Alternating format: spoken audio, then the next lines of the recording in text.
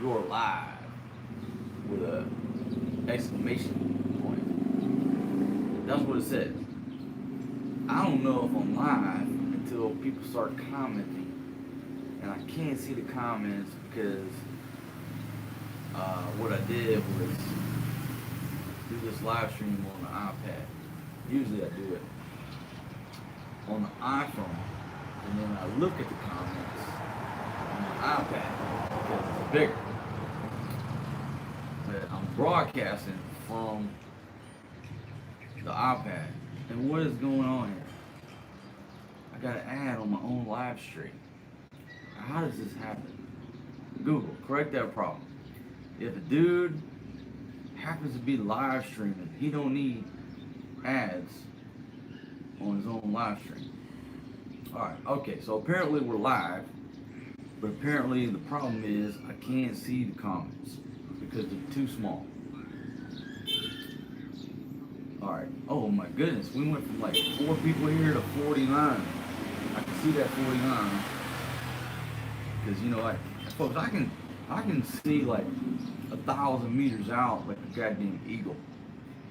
But like 2 feet in front of my face, I gotta have these things right here. I'm gonna tell them myself, you know. Part of the entertainment business, the industry is people knowing about your business, right? So you see them glasses right there? I bought these glasses 200 pesos, $4 right there. Look, and they got a little fashion to them. I got a little color on them. Look at that. But the close-in fight, I can't see shit. So, far away, ain't no problem. Ain't no problem. 200, 300 meters out, I can spot you coming. But once you get up here and close in, if you throw some paperwork in my face, wait a minute, let me get my glasses, and then I will be able to read what your communication is. If that makes any sense. And shout out to my buddy, we'll just call him Dan. Dan in New England, man. Shout out to you. Because this dude told me a couple years ago, he saw me squinting when I was looking at the MacBook Pro. And he was like, hey man, you want to borrow my reading glasses? I'm like, man, you know what? Your reading glasses, man. I'm a young man. I don't need them reading glasses. He said, man, if you ever put these on, if you ever go with some reading glasses, you will never go back. So I said, you know what? I ain't never putting no reading glasses on this sexy face right here. It ain't gonna happen. But my mom bought me some reading glasses from the dollar store. Now I don't know if it was Dollar Tree, if it was Dollar General. Anyhow, she had like 4 pair, and I tried them all. I was like, I didn't want to admit to nobody. I didn't want to admit to much. I was like, holy shit, I can see, said the blind man. I can see. All of a sudden, all this squinting, looking at a little MacBook Air, all of a sudden, you put these things on, it was like magic. It was like, it changed my life. It changed everything. Folks, everything on this body is fucking 100% functioning well. 100%. Everything from head to toe. I still got all my hair. Speaking of that, the other night I had a fucking nightmare. I had a nightmare that I lost all my hair up here and I had a big donut. It was so realistic, I was like devastated. And then I woke up and I ran into the bathroom. I looked in the mirror and I was like, yeah, motherfucker, you still got all your hair. It was a nightmare. So, anyhow, how many folks we got here? Oh shit, we got 135 folks. Thanks for joining me, folks. My goodness. I really needed some folks to talk to.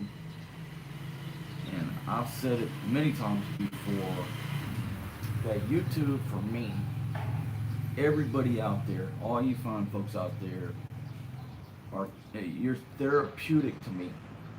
Because I typically, historically, I haven't had a lot of friends. You can count on my friends on one hand, and most of them are dead now. So talking to you guys, talking to a camera, is therapeutic for me. It's like 6 something in the morning here. I haven't went to bed. It's been a long night. And so at 6 in the morning, who are you gonna call up to have a conversation with? Ain't nobody up, right? I said, alas, what could I do? Oh, I could do live stream and talk to my friends here on YouTube. And that's what I'm doing. So I don't even remember what I was talking about with the reading glasses, but Dan, you were right. You know, light a match at 500 yards. That ain't no problem. But reading documents.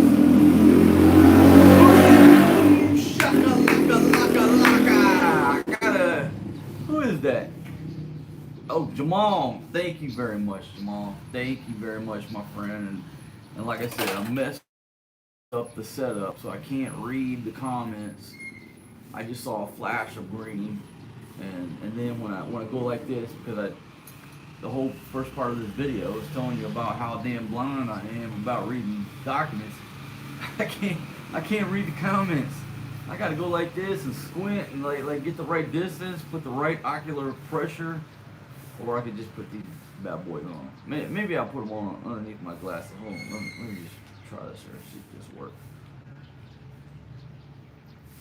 Oh my goodness. Now I can see the comments on the iPad and the iPhone. Okay, I got Jimbo Q saying 3 thumbs down about the skinny jean wearing Call of Duty. Hey man, good to see you, man. No, my glasses might look a little funny here, but it's not about how you look, it's about how you feel. Well, maybe I fucked that up, but you know what? I can see all of a sudden. What I need to do is take these reading glasses and pop this shit out and glue it on the inside of these Cool Breeze, and then I'm in the business. Alright, okay, so see, now I can see your even though the comments are like, okay, I have this, well, you can't see, but I'm going to give you a perspective here. I have an iPad that's this big ass iPad, right? And your comments are over here, right there. Yes, Antonio, we are live. I'm coming to you live from the Philippines, my friend. So the comments are like this. That's why typically what I do is broadcast from the iPhone and put your comments on the iPad and expand it. You know, do a little whoop, like that. And it looks like a teleprompter. So anybody in the room can glance over and they can see your comments. But I didn't have the little clamp to put the iPhone up to the top this morning. Because, did I mention, I've been up all night. I've been drinking. It was a rough night. That's why I'm doing this live stream, because I needed to talk to somebody. And, you know, I'm not into paying $200 US per hour for a psychiatrist.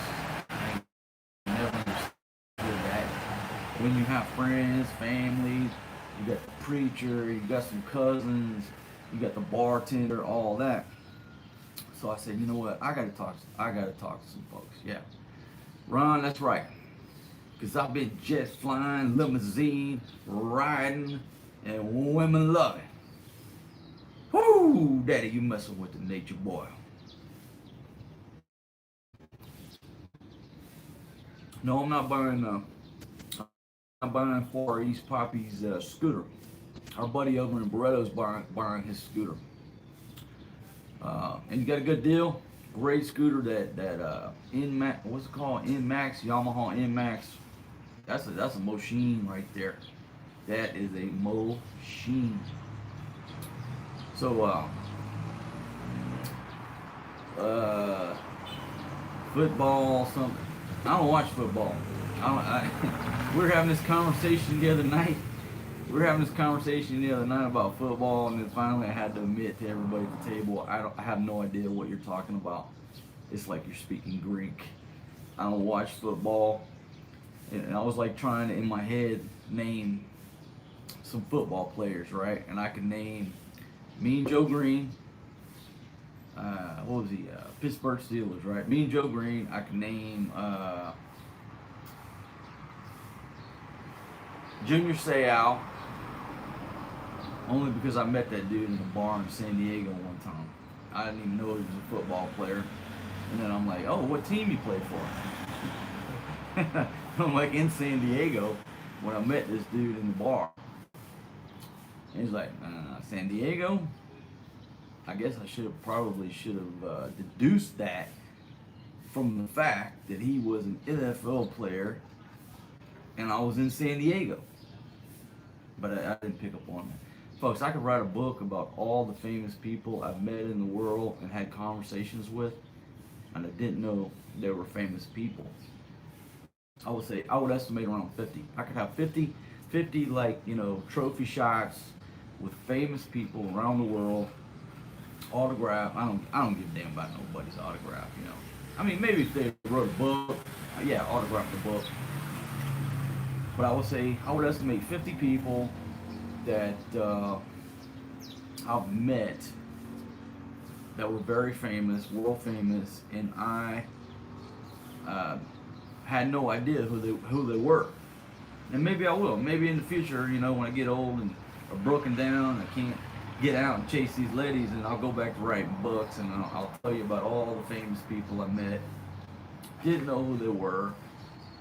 And they probably thought I was an idiot, and everybody around me thought I was an idiot. I mean, they really did, right? I mean, if you're talking to a famous person and you don't know that they're famous, and everybody else around you knows they're famous, hey, you look like a fucking idiot, Alright, you're almost a half-century-old guy.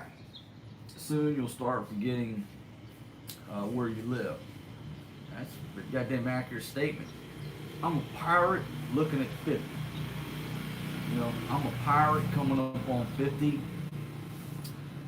I don't want to get too. I don't like to get too negative, but let's just break it down. Okay, I'm the type of dude. I'm not a recluse.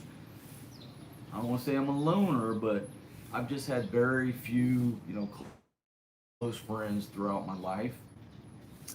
I'm very sociable when I go out and start drinking, obviously, because I'm talking to 292 of you fine folks right now. I don't want to say welcome to my live stream. Welcome to my live stream. Thanks for joining me here. If you're not a subscriber, hit the subscribe button and that thumbs up or thumbs down. Just whatever you want to do, Whatever you want to do. Pushing buttons was always fun back when in the 80s, on the video games.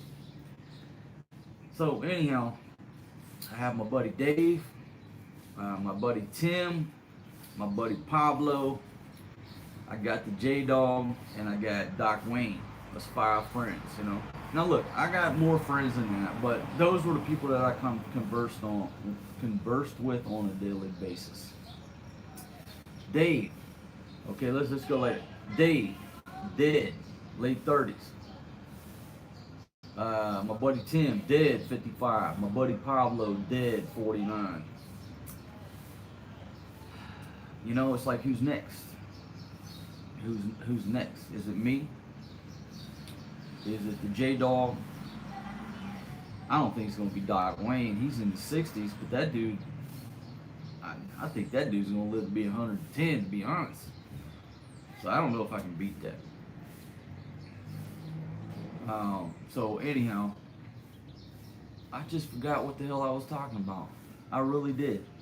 I was telling a story, and then I had to set the context, and then I forgot what I was talking about. So I have no idea what I was saying. I just have to move on. So, Mac White, that's right. There ain't no hangover because I ain't stopped. Let's see. What was it? Something about Kevin.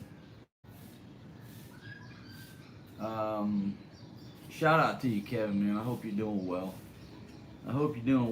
And I'm not on social media, and I'll have, thousands of comments, thousands of pieces of communication that come my way, like any other celebrity.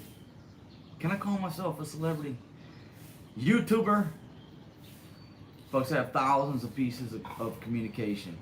So there's no physical way to read them all. Unless you want to read War and Peace every day of your life. That's what it would take to read every piece of communication that comes my way. Some people say you're an asshole, you never respond to comments or emails. I'd have to hire 5 people to like ghostwrite emails and comments, and that's just not me. I don't want people ghostwriting my thoughts. I don't want anybody guessing what my thoughts are and replying. So therefore, if you get a reply from me, it's because I replied. The chances are you're not going to get a reply, and it's just because of the thousands and thousands and thousands of much love pieces of communication coming my way. My God, I'm overwhelmed. I'm appreciative. I'm very thankful. It's a concept that I've yet to grasp. Even people meet me on the street, right, and recognize me. It's like, what? You really recognize me? You watch my? I'm just an old redneck from the dirt road of Mississippi. I'm not prepared, and I have not been had any type of education on how to deal with fame, how to deal with boom. I got David FP coming in off the top ropes. All I see is a flash of blue, headed north, stacking Legos on the top of this chat box just to piss off the fucking trolls. The trolls, and what do they call them?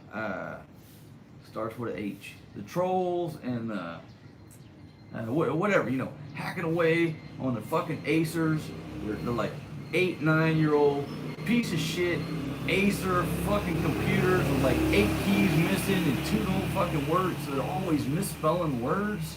And you think, is this dude a fucking idiot? He can't spell. Boom! Stylish muck coming off the top ropes with a smackdown on a green bar. Thank you very much, my friend. Yeah, all these dudes hacking away on them fucking 8-year-old Acers. Fucking 8 to 18 keys don't fucking work. They're misspelling words, but they're fucking angry. They're angry. I'm telling. Boom! I got Todd G off the top ropes, missing the Philippines and them lovely ladies. Todd, man, this morning I was looking off my balcony and there was 2 of the most beautiful ladies you've ever seen in your life wearing workout pants. The girl had a booty that was a small, and she had these workout pants that was an extra, extra, extra small. Now her walking partner, she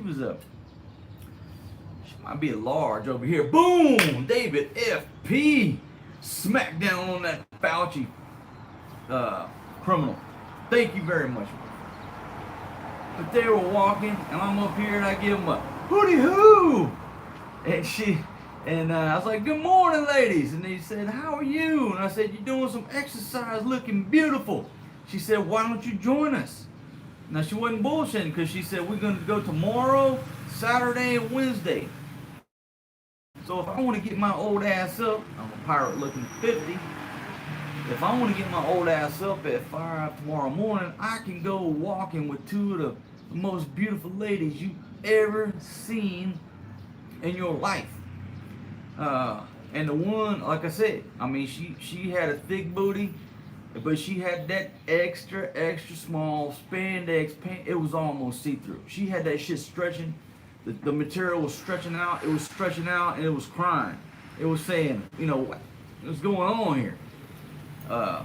Just beautiful ladies. And that's just walking out on my balcony, looking down, and 2 seconds later, maybe 2.1 seconds later, I got these beautiful ladies walking by. But that's life in the Philippines. That's life in Southeast Asia. You go to Thailand, Cambodia, Vietnam, Laos, wherever you want to go. Boom! Ty G coming back off of it. Off them top ropes, living, behold, paying loud. Yeah. Boom! Balthazar Green coming off the top ropes. Boom! Nomad Patriot. Take them all to Pound Town. Boom! I got Kerry Lefevre, if I said that right. Thank you very much. And I had a gold bar from Rod Fidrick. Thank you very much. Bud's Bad Version in the Philippines. This is cheap local water. Beware of poison. Brother, I don't know what you... I got no idea what you're talking about. Only thing I can talk about water.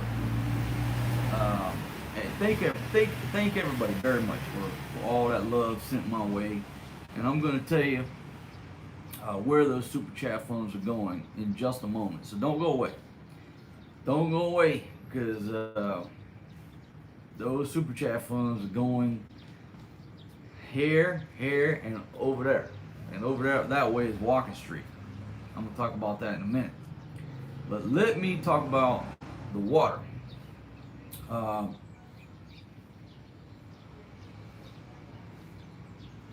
Maximus, Joel, Maximus, man. Let me talk about the water, and then I might address that. Because I want to clear something. I want to clear the water. I want to clear the air on that, man. Boom! Michael Cutchins off the top ropes. Got a blue bar. Headed north. Folks, I'm stacking Legos on the top of this chat box. Rufus Doofus coming off the top ropes with a green bar. My God, I might be able to pay my Utong from last night's bender. You fine, folks. Thank you very much. All right. The first thing is the water. Folks, you know here you got these big, like 5-gallon, they look like fuel cans. All right, most of you are in America, not all of you, but the majority of my viewers are in America. I'm an American, we think the same. If you're not in America, maybe you don't understand some of my euphemisms. Is that a word? Somebody check that. Anyhow. Okay. You get these 5-gallon jugs, they look like a fuel can on the back of a fucking Jeep, right? That's overlanding. Boom! No name! Off the top ropes! Northern Canada on station. Man, I got a magenta VIP bar headed north, just got launched to the space station. My goodness, my friend, I want to thank you for tuning in from Canada, and I hope you do enjoy the hours of entertainment that we provide to you. Thank you very much. Boom!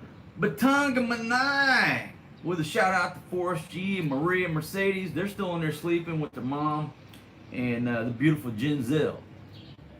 Thank you very much. My gosh, I got so many Legos stacked on the top of this iPad that the tripod is starting to do the gasoline. It could come down on me at any moment.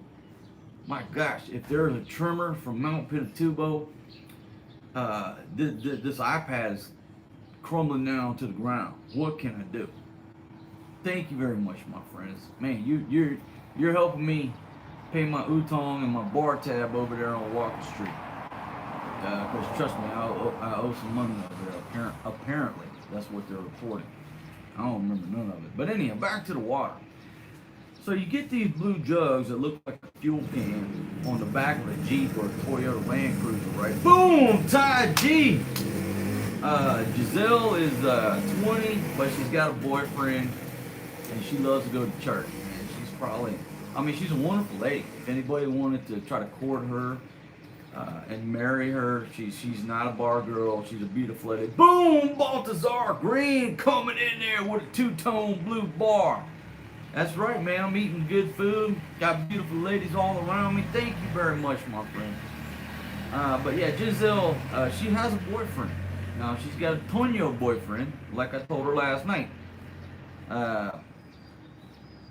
Tonyo, the typical young Filipino male. I'm not stereotyping everybody, but I have a name for him. He's called Toño. And you can spot this young man. He got no job, no shoes, no shirt, loves to play basketball, gets a girl pregnant, and the minute that she says I'm pregnant and I need to go to the clinic, he runs away to the next barangay, gets a new girl, plays basketball, drinks Red Horse, drinks fucking Tandaway, and doesn't support his kids. Why do you think there's, a million bar girls in this country? Because of foreigners? No. Because of Toños. Go to any bar, they'll tell you the same fucking story. They got a Toño, got me pregnant, ran away with my cousin, and now I got no money. Anyway, so I'm trying to tell a story about the damn water jug. I'm gonna focus on this. I'm gonna focus on the water jug. So you get this 5-gallon water jug, and to get it refilled, the cuyas come around in the trike, and all you gotta do is say, hey, whatever. They'll tote the shit out and they bring it back, right? So you got 5 gallons of water for, let's just say, all in, 40 cents. Less than 50 cents, right? Less than 50 cents. You got 5 gallons of water. But the way they fill that water is at these little local stations. These little local stations that supposedly have a filtration system and all this, but you know how much filters cost? They're expensive. How often do you think that they are gonna fucking change these filters with this small ass profit margin? Not very often, if there is a goddamn filter. Boom! Edwin in the Netherlands and Balthazar Green. Big shout out to Apple Burgundy. So anyhow, thank you very much, my friends. Thank you very much. You're helping me pay my utang over on Walker Street, because I'm in a pickle here. I'm in a big pickle. I love pickles, but they're expensive over here, so I don't buy them too much. Boom! Oh, Mark Swagger off the top ropes. Man, everything is good. Everything is good. Got a two-tone orange bar. Just got launched to the space station for the SmackDown on my utang over on Walker Street and Angeles. And I don't even know what bar that I owe the utang to. But wife number one woke up like a smashed cat and told me that I had utang because I brought 3 ladies over here last night. I don't recall any of that. Boom! Ty G for Giselle, not Toño. Alright, man. But let me pay my utang over here on Walker Street first, dog. Thank you very much. Two-tone gold bar. Just got launched to the International Space Station. The water. I'm trying to tell a story about the water. Hey, 499 folks here. Thank you very much for joining me on my live stream. Coming to you live here in the Philippines. Can I break 500? $4.99. Going once. Going twice. $4.99. Looks like it's holding. $4.99. Oh shit, dropped down to $4.94. That's the wrong direction. That's how you feel when you're like trying to day trade stocks or cryptocurrency. You can't predict shit, you're just guessing. It's all a fucking gamble. You know what I mean? $4.94. But if you would share this shit on that, I was supposed to maintain my family-friendly posture here. If you would share this video on your Facebook, whatever you do. Oh shit! I've only got 10% battery left, folks. This is not a good.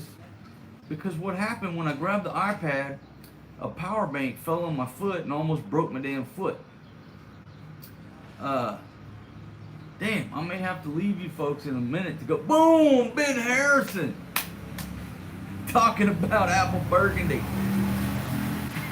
Two-tone blue bar headed north.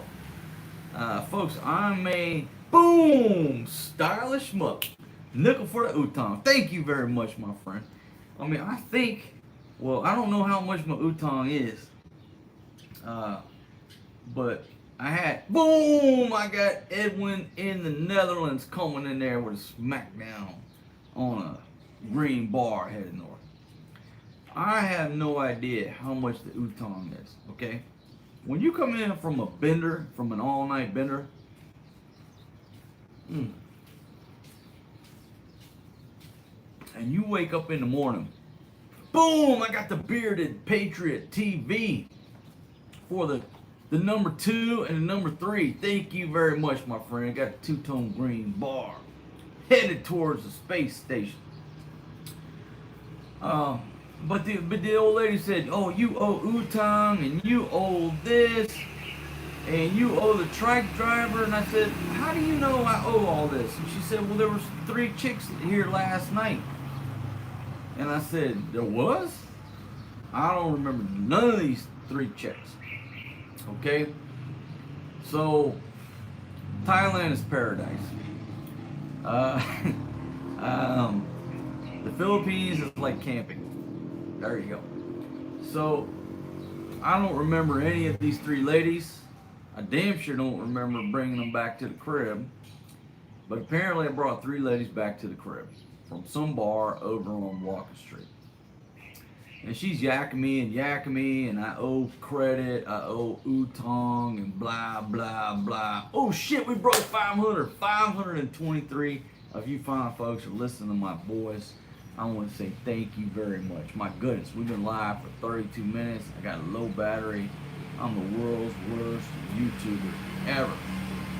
So, I asked her a question. I said, listen, did I sleep with any of them strange women that I brought here to the house? And she said, no. They showed up.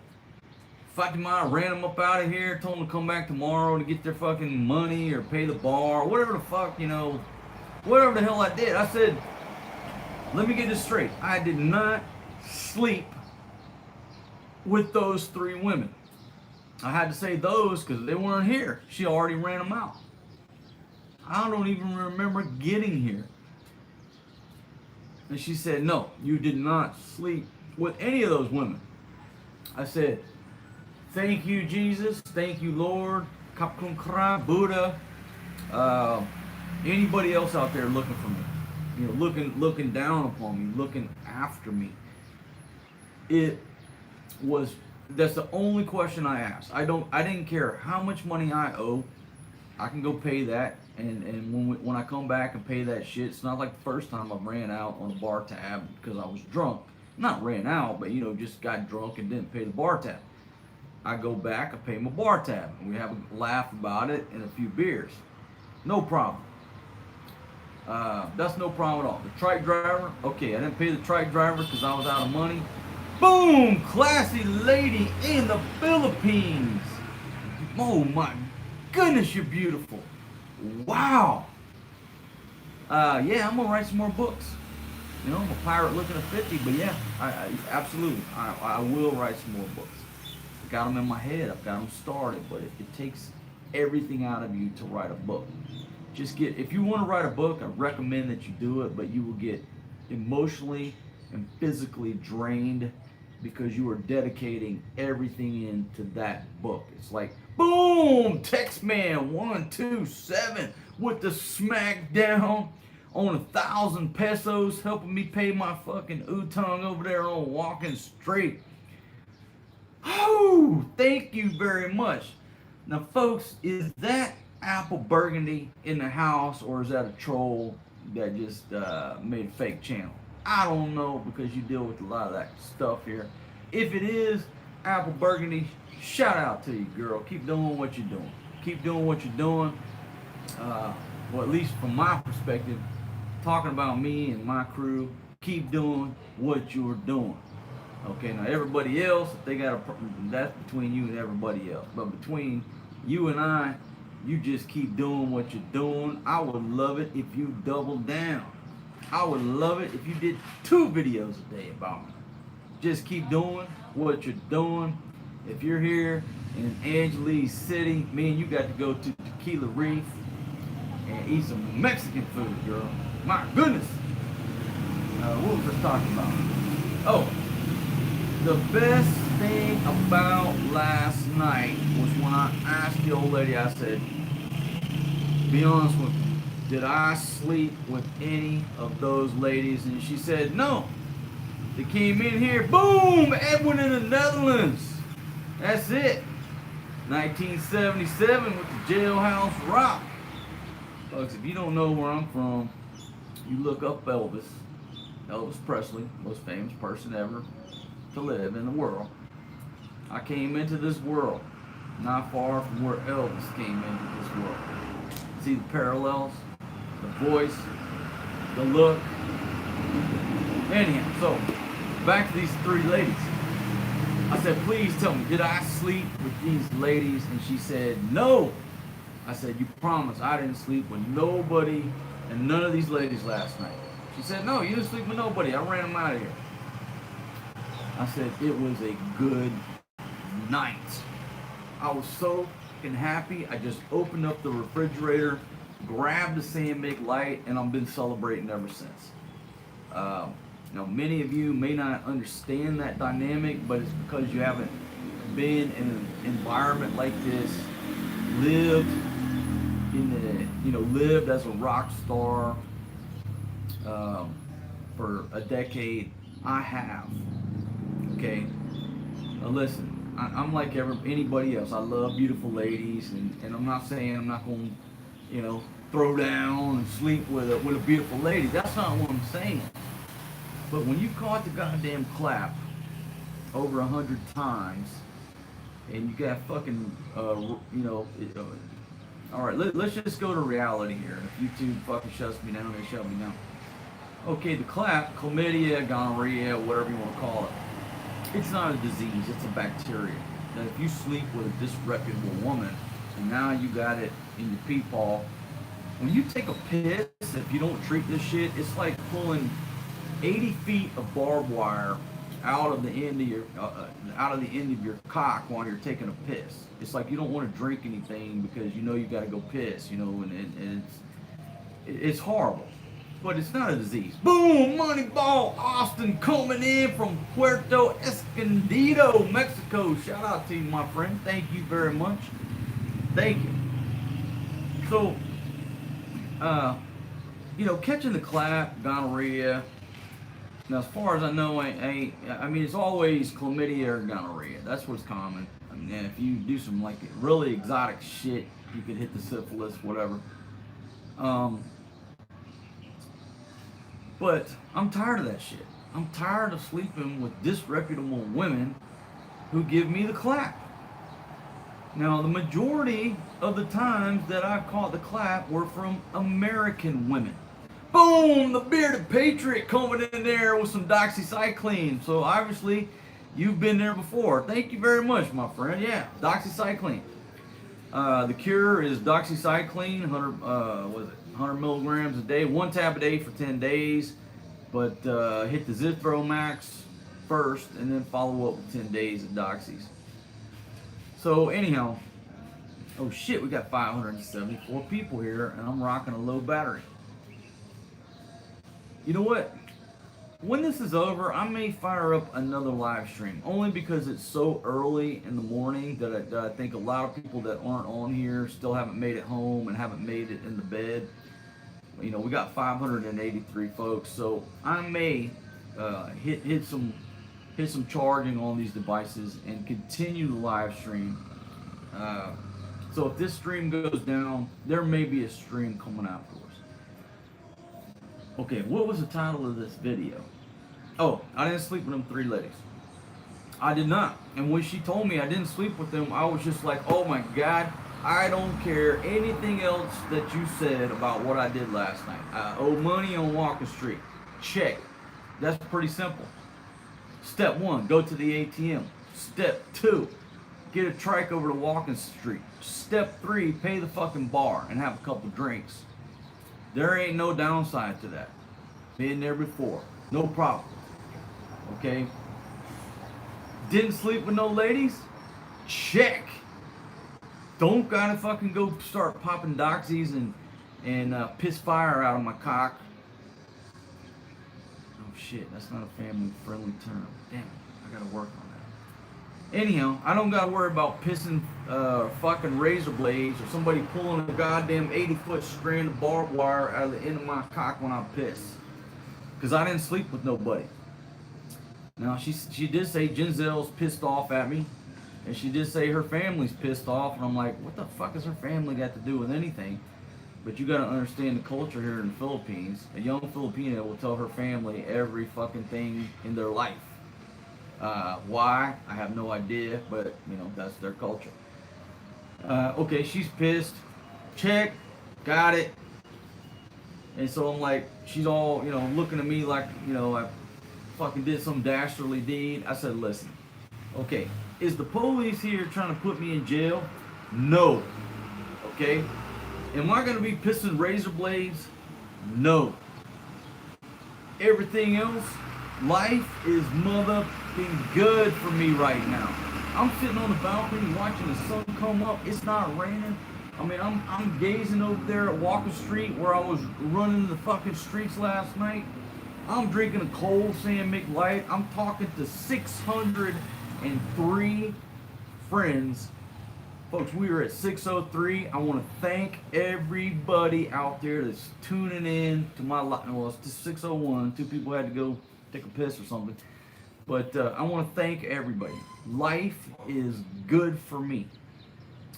The main thing about last night is that I did not sleep with any of them 3 women. Now, you might think that's crazy, but you ain't lived this life and you ain't caught the clap as many times as I caught the clap. And, you know, I'm tired of that. I'm just not down with that no more. If she'd have said, yeah, you slept with all 3 of them, I'd be like, oh my God. And then I'd be humping it over to the goddamn pharmacy and trying to, you know, get some doxycycline. But here in the Philippines, a few years ago, they changed the law where you have to have a prescription for antibiotics. My God. You see the stress I'm under? 613. Folks, let's take a 2-minute intermission. And I'm going to get a power bank and I'm going to plug in. So I'm not going away. Just enjoy the background of these bushes here. And keep the comments coming. They're 613. Unless I go in there and fucking pass out, I will be back. Just give me 2 minutes. Keep the comments coming so I don't lose you guys. But just enjoy these bushes. Oh, shit. Enjoy them bushes.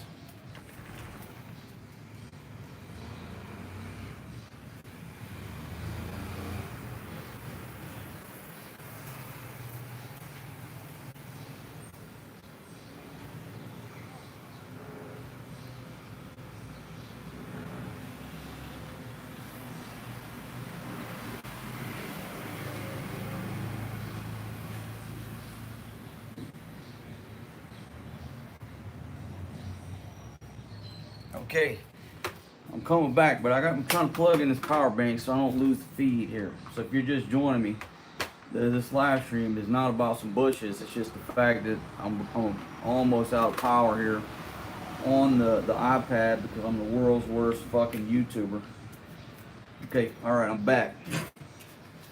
How many did I lose? Oh shit, still got 609 folks here. Thanks for staying with me. Now I got a power bank plugged in. God damn, the power bank's only got 48%. Did I mention that I'm the world's worst YouTuber? And I don't see myself as a YouTuber. I mean, I'm like Anthony Bourdain, but better. Boom! Got Rufus Doofus off the top rope. Well, I mean, yeah, I have sort of built up an immunity to it, but it's a bacteria, man. So. It's not a disease. They call it a disease, but that's all about the fucking marketing and shit. It's a bacteria. So you sleep with one of these chicks on the Overstay Road, you're gonna catch the clap, and it takes doxycycline to knock it out. They'll tell you to take 1 a day for 10 days, but usually after 3 days it knocks it out. Or you hit a fucking Z-Pack, the shit's gone. But you know what?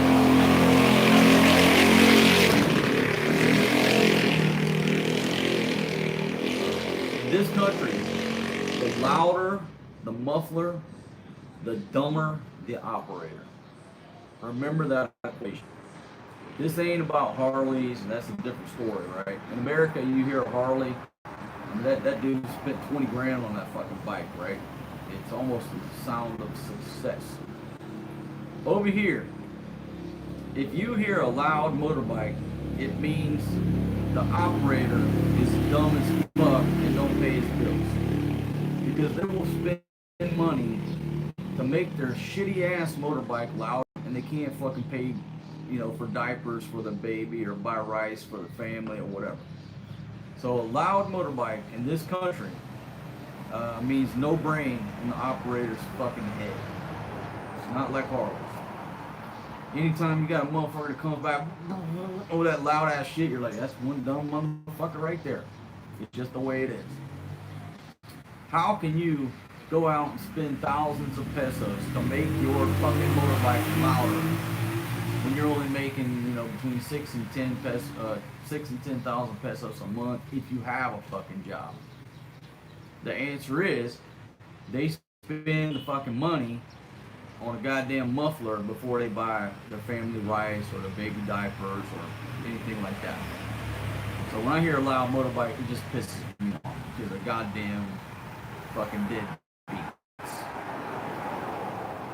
Boom! Burrell Matthew coming off the top ropes with a green bar headed north to the space station. Now, folks, okay, let me just preface this because I got 606 folks here. I mean, it's just like overwhelming. Because if I had to talk to 606 folks, I would have to rent the conference room, you know, at the damn Marriott or the Hilton. But with this technology, modern day technology, I'm broadcasting live, coming to you live from the Philippines, broadcasting worldwide on an iPad. For a dude that, you know, was born in the 70s, grew up in the 80s, there just ain't, you know, oh, I got me a Mercedes. Got Maria Mercedes. Sweet. Oh, my sweet girl. She loves to come hang out with Papa. You know, Forrest G, when I'm, you know, editing videos and I'm typing on the iPad or typing on the laptop, he'll come in every now and then and give me a hug. But sometimes Maria, she'll just come sit with me and for like 30 minutes while I'm working and typing, she'll just sit and watch what I'm doing. So Maximus says, hello, Maria Mercedes. So she's sleepy. What she does, she wakes up in the morning and she wants some mom, which is water, but she'll just get a quick sip. Not like she's drinking like him, but just a quick sip, just to wet her whistle, and then she goes back to sleep. So I know this little girl's routine right here. So, anyhow, good morning, sweetie. Good morning, sweet girl. She's so sweet, folks, and I want to thank everybody that's concerned about Forrest G and Maria Mercedes. You know, in the YouTube game, you know, you do share a big portion of your life with everybody around the world. You do make it public. That's the entertainment game, right? And it's just very, you know, I don't know what the word is. It's just wonderful that when you guys send me messages and you talk about my kids, you know, it's almost like, you know, if I drop dead today, there's 30-something thousand people that sort of know my kids already, and they would be concerned with their welfare. It's just wonderful, and I thank you guys for that. You know, if this old dude right here, if this old backbone's, you know, crapped out today, you guys would still be concerned with these children, and that's just wonderful. It's just like you're an extended family, you know, where I got maybe 20 family members. I really don't. I got 30-something thousand, and I certainly appreciate it. Oh, I got Jamal coming off the top ropes. Well, yeah, man, I gotta head back to Walker Street to go pay my Uton. So, folks, I want to say thanks to everybody who sent super chat funds on this video, because it's basically getting transferred here, and over to the pockets of the ladies over there, doing a difficult job on Walker Street. I'm gonna say thank you on their behalf, because I don't really remember a whole lot other than the fact that, I woke up this morning, boom, stylish muck off the top ropes. Legends never die. Boom, Felipe Vela. You read my book. Man, I certainly appreciate you reading my book. I certainly do. And everybody's asked me to comment on Afghanistan. And folks, I could be making the rounds right now, just dishing out wisdom, and a lot of people are. They're capitalizing on the situation. Boom, classy lady in the Philippines. Can you give me a shout out for my new show? Absolutely, classy lady. I don't know. I think you're new. Today's the first time I've seen you, I believe, but you look beautiful. So I will definitely go to Classy Lady in the Philippines and see what's going on with your show. Thank you very much. So back to Afghanistan. Folks, I just don't want to comment. I wrote a book. The link is down in the description. I just said that I'm not really cool with all these dudes making the rounds, but hey, it is what it is. But here's the thing, I can't promote the book, I can't tell you my thoughts unless you read the book. Read the book. I wrote it, I just say 2010, it was published in 2012, but most of my thoughts were written in 2010, over a decade ago. So if you read my book, you will know my thoughts on Afghanistan. Nothing has changed. And I just didn't want to go out there and start making the rounds and be one of those dudes that say, hey, I told you so 10 years ago. So that's why I'm not commenting. I'm not going to do streams.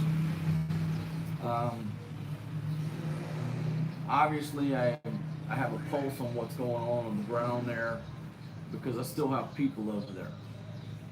And, before all this stuff broke down,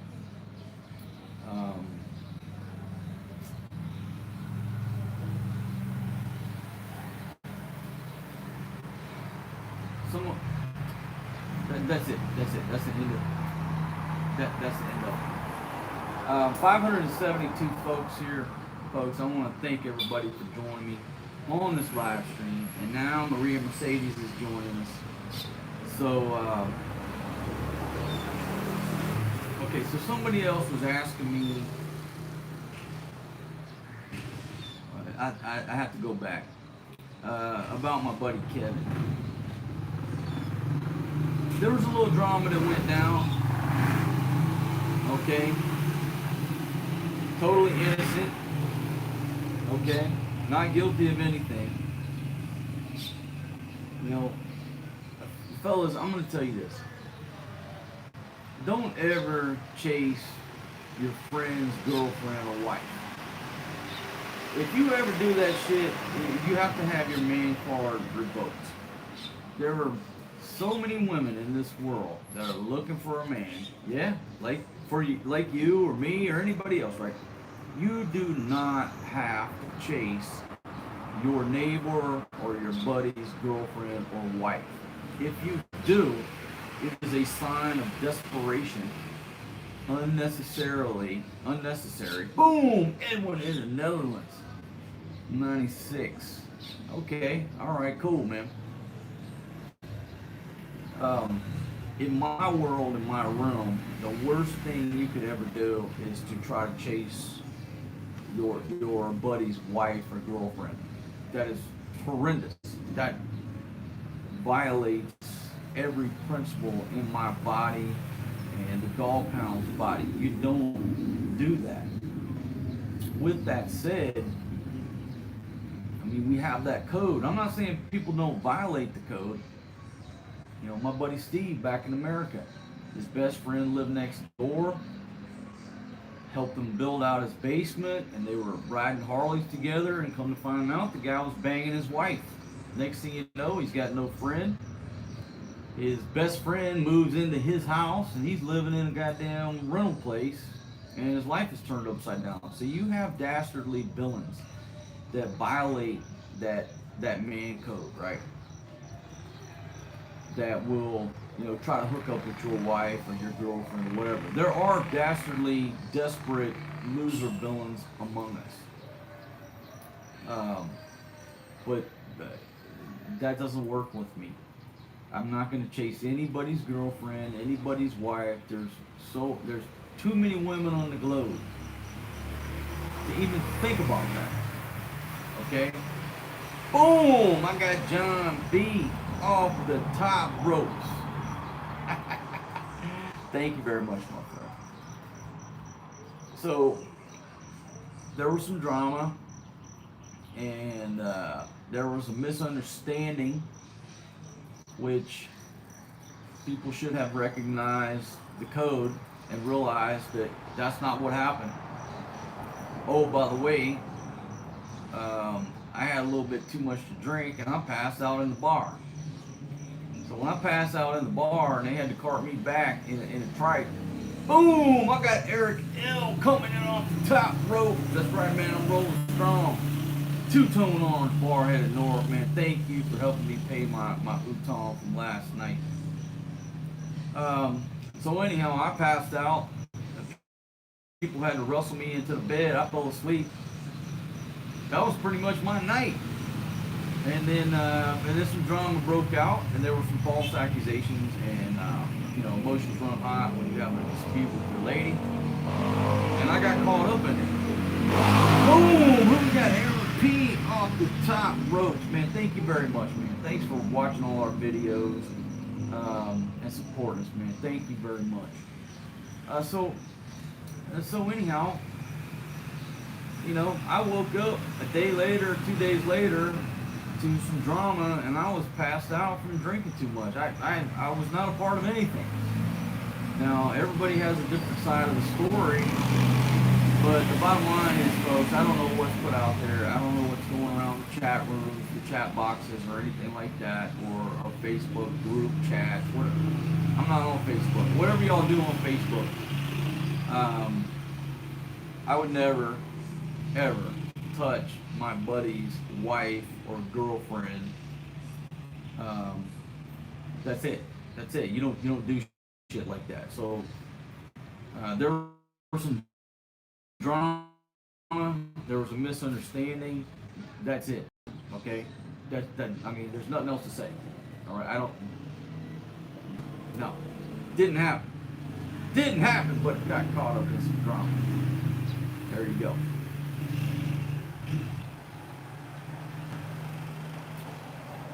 No, ain't no guilty conscience.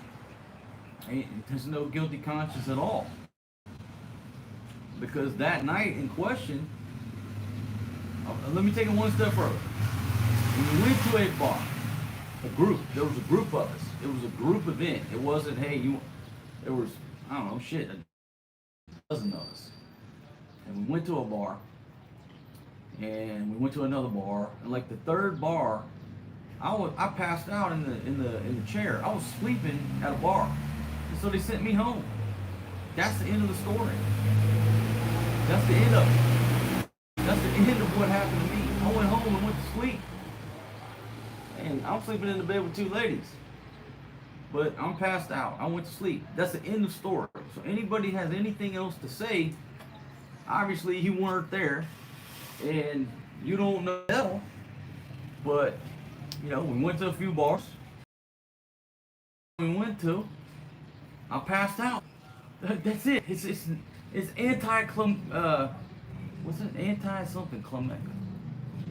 anyhow, it's not a great story. But then when I came to 2 days later, I recovered from a fucking hangover. Next thing you know, I'm getting accused of this and that and this, and it's just so fucking funny because I was passed out. The other dozen people, they know what the hell went on and what was going down and this and that. This dude is not a fucking witness, much less a participant at the naked bar. Now look, if you pass out at a naked bar, Okay, now I'm not going to name the name of this bar. We call it, and my buddy Dennis and Stace, man, shout out to you, buddy. I hope you're doing well, and I haven't been able to chat you, man, but goddamn, I've had so much shit going on. After this live stream, man, I'm gonna ring you up. I don't care what time it is, and figure out what's going on. But my buddy Dennis, he always called this bar the Naked Bar. I'm not naming names or locations, but if you go to this bar, they got some chubby ass women up there on stage naked. Okay? Now there's another bar that has naked ladies, but they are beautiful and skinny. What do you want? You want chubby, you go to this bar. You want skinny, you go to this bar.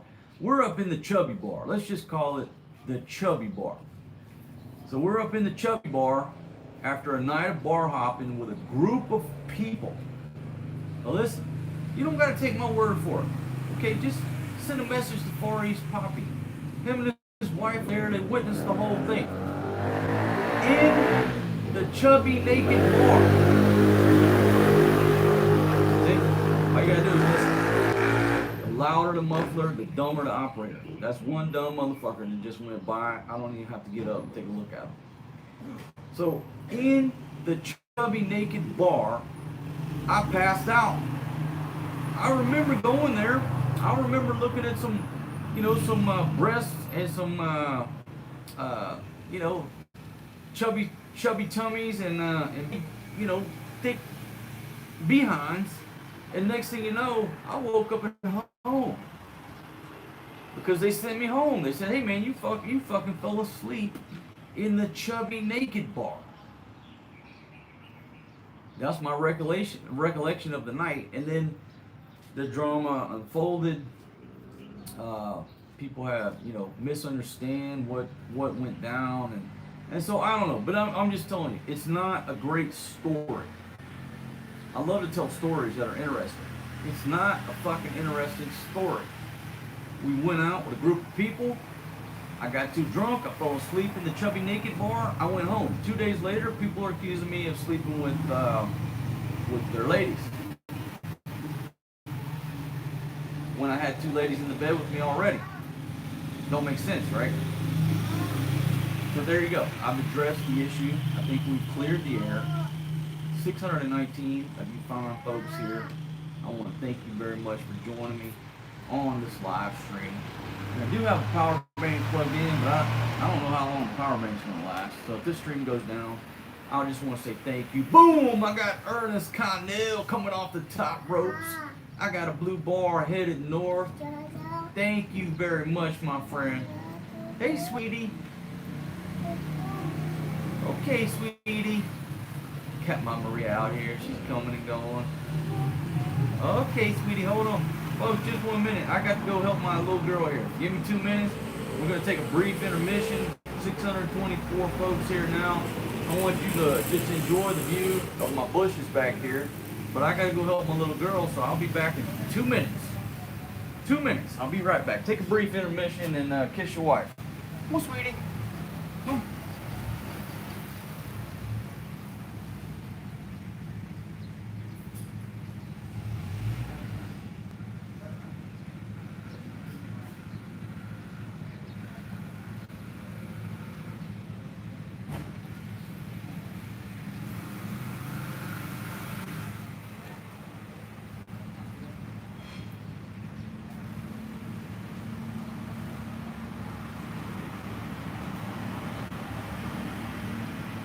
Okay, folks, I'm coming back here. I'm coming back.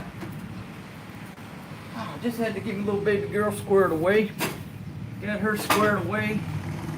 And got me a fresh, Sam McLight. And I'm running low on beer over here. There is a liquor ban going on in the venue, the location, the jurisdiction that I'm currently under.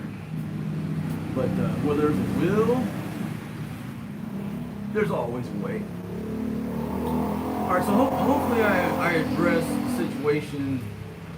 And like I said, I don't even know what's circulating on social media because I'm not on social media.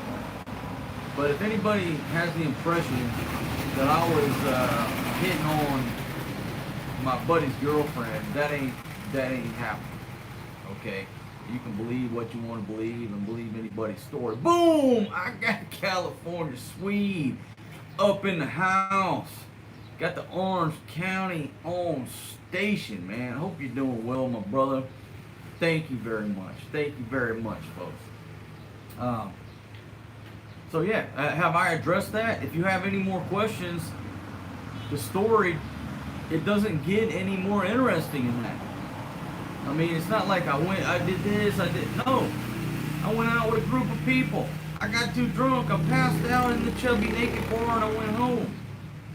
I got no idea what that girl did and the rest of the group of people did. I got no clue. Everything that I know is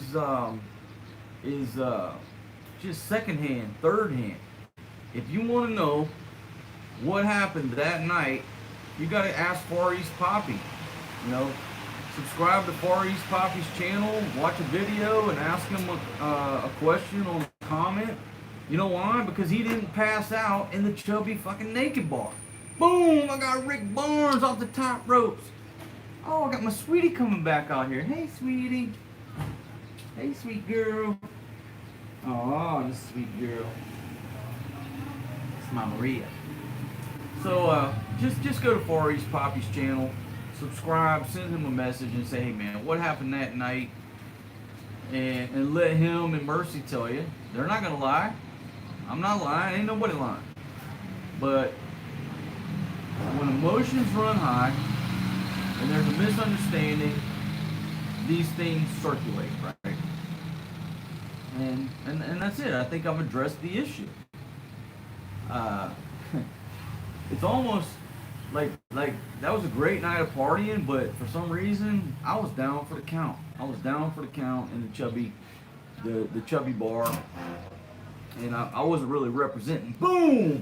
I got Rue coming off the top ropes with a two-tone gold bar with a drink on me. Thank you very much. And I've already had a drink on you over on Walker Street last night. Boom! Diamond Dennis up in the house with an orange bar headed north. Man, I hope you're doing well. You know, I haven't talked to you in a while, my brother. I got to give you a call and catch up on what's going on with you. Thank you very much. And 570 folks still here with me. Thank you very much. Everybody who sent money, thank you very much. You're helping me pay my bar tab last night, which basically means the money is coming here to here into these ladies' pockets, if you look at it like that. And thank you very much. Because wife number one is reporting that I owe a big ass bar tab over there. Boom! California Swede with the rum and coke. That does increase the creativity. Boom! Scarface 03 X-ray checking in from South Dakota. Thank you very much, my friend. Got a two-tone green bar. Just got sent up to the space station. Thank you very much, my friends. Thank you. The ladies on Walker Street, thank you. Trust me. And I don't even remember being on Walker Street, but apparently I was, and apparently I ran up a bill, and you know, you wake up today, and I'm okay with that. Like I said, if you didn't catch the first part of the stream, I'm okay with owing money. You know, that's a normal thing. If you're partying and out drinking, sometimes you leave the bar and you just forget to pay the bill. If you own a bar, you understand that sometimes people get drunk and they roll out and they don't pay the bill. Now maybe obviously there's some shitheads that never come back and pay, but it's just part of the game. And so, you know, I gotta go make my rounds, figure out where I was at, pay all the fucking Utong, you know, pay the restaurant. Maybe I didn't pay the restaurant. Hey, that's the part of going out with a night on the town, right? And everybody knows me. It ain't like, look, you see this face right here?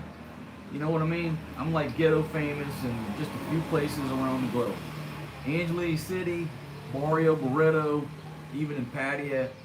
I walk down the street, people recognize me because they watch my videos. So everybody here knows I ain't going nowhere.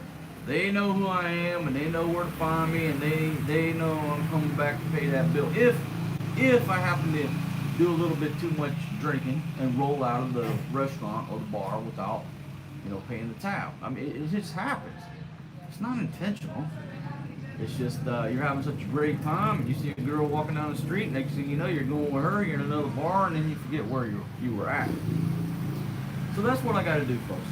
Today I have to make my rounds. Just walk down the streets and hey, anybody claim my little bar tab and straighten out. That's just part of it. That's part of it. Back in the day when I was partying in America, and this is from a young man to learning lessons and whatever. I would hit a bar and I would throw down my credit card and open up a tab, right? It was just easier because when I went to the bar, the best thing to do if you go out for a night partying is just to put cash in your pocket. Just cash. Don't take an ID, don't take a credit card, anything that you can lose that can potentially hurt you the next day, right? Just take cash. I would take cash and one credit card. And inevitably, when I got to drinking, what I would do is throw down that credit card. Now I'm buying everybody drinks, big balling. And the next day I wake up, I don't have my credit card anywhere in my house or my pocket. And so I would have to go in my mind and figure out which bars I went to and try to go find my credit card. And so finally, where the signature line is, and at one point I actually put a sticker on my credit card that said, if I get drunk and leave this card in the bar, please call this number. And then so, I would wake up the next day after a night of partying and have a message, boom, stylish muck. That's right, man, life is short. Life is short, and you better get to living life every damn day. You better live it as to the fullest, because guess what? When you die, there ain't no second go round. You can't get back in line.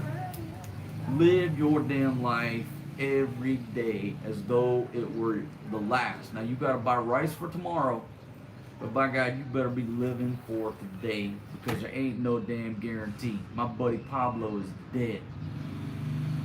Okay? My buddy 10 to Y10 is dead. My buddy Dave is dead. It don't matter what their fucking plans were. When you're dead, your plans are finished. Your retirement plans are finished. Your plan to draw Social Security is finished because you're dead. That's it. Why not live your life today and not give a about what people think about you? Okay? That's the way it is. So, shit, I don't remember what I was talking about. Boom! Josh runs it. Coming off the top ropes with a 1,000 peso bill. Thank you very much, my friend. Thank you for the drinks. I hope you're doing well. There's a two-tone orange bar just got launched up to the space station. I saw a comment that said, shit, I don't know, something about, oh yeah, they're dead because they drank themselves to death. Listen, anybody on here, do you think that you're immortal? No. Everybody listening to my voice, including this superstar right here, we're all going to be dead men. Alright? Most of us within 30 years. Because a lot of you are living in the States. You're older than me. You're my age or older. Hey, 30 years, most of us are out of here. You could be watching this video in the year 2030, and I died in 2028. That's the beauty of the internet, the beauty of film, right? So if you're watching this video in 2020 or 2030, and I'm a dead man because I died in 2028, I just proved my point. Okay, we're all going to die. It doesn't matter what you die from. Oh, they died from drinking. I'll drink to that.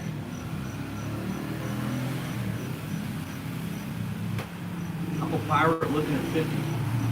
I'm a pirate looking at 50, and 2 out of 3 of my dead friends didn't make it to 50. They didn't make it. But here's the thing. Once you hit about 75, what quality of life do you really have? What are you gonna do? Sit on the fucking porch, or you're getting carted around in a wheelchair? Once you hit 75, most people's quality of life gets relegated to laying in the nursing home shitting themselves. I'm not going out like that. I assure you. I'm not going out like that. You can read between those lines. I'm not going out like that. Boom! Nathan Bruin off the top rope to the octagon. Smackdown on the green bar. Heading north. Thank you very much, my friend. Thank you. So I'm not going out like that. But with those parameters, we could use 75 to say that when you hit 75, if we're blessed to live that long, your quality of life and the things that you're able to do from 75 to 100 severely diminished. Not everybody, but I would say 95% of us, once we hit 75, you're either sitting at the house on the porch or you're in a nursing home shitting yourself. Boom! Nathan Bruin coming back off the top ropes. Asking me about Apple Burgundy. I'll talk about her, man. I'll give her a shout out, man. Hold on. So, but thanks for the question, my friend. I'm a pirate looking at 50. That means that I have 25 good years if I live to be 75. Or if I live to be 100. I've got 25 good years left to only 25 Christmases with my kids. When you look at things in that perspective, and of course that's if the fucking globe, the earth is still around, boom, stylish muck, USMC Iraq vet here. All right, my brother. Hell yeah, you probably walked some of the same streets I did, man. Shout out to you, man. Thank you very much. I'm just thinking about that KFCK. It wasn't KFC. They fucked up the sign in Fallujah. But it was a KFC restaurant called KFCK. And they had great fried chicken. But it wasn't a real KFC. They had all the branding, but the sign was fucked up. It said KFCK. Only you players that have walked the streets of Fallujah will know about KFCK. And it was great chicken. Fried chicken. Anyhow, back to, I'm a pirate looking at 50. Okay, say I make it to 75. I've got 25 Christmases left. Okay, boom, Rick Barnes off the top ropes. Fatima Daisy Dukes authorized purchase. I gotta get Giselle some Daisy Dukes, but folks, she's a church-going girl. I don't think she's into wearing the Daisy Dukes. Fatima should wear the Daisy Dukes. And she looks good in the Daisy Dukes. Okay, so 25 years left, right? 25 Christmases if I'm lucky. But back, 3 out of 5 of my friends did. Now one made it to 55, one made it to 49, and Dave made it, I think, to 37. How many years I got left? I don't know. You don't know. Shit, I could walk across the street today or tomorrow and get hit by a fucking GV and be dead and not make it to 50. That's why every day I live, I'm going to spend as much time with my children. You know, if they want to jump on the bed or jump on the furniture, I'm there. I don't care, because I just want to spend as much time with them as I possibly can. I'm going to drink as much beer as I can possibly drink. I'm going to chase as many women. What's up, baby? You look so beautiful over there in those pink shorts. My goodness. Don't get too angry, baby. I'm gonna chase as many women as I can possibly chase. Even though Fatima wants to kill me with a cuchillo or a machete. Because in the end, I'm a dead man. And 1 minute later, after if I die here, what they do, they put you in the concrete, right? Because they stack bodies up.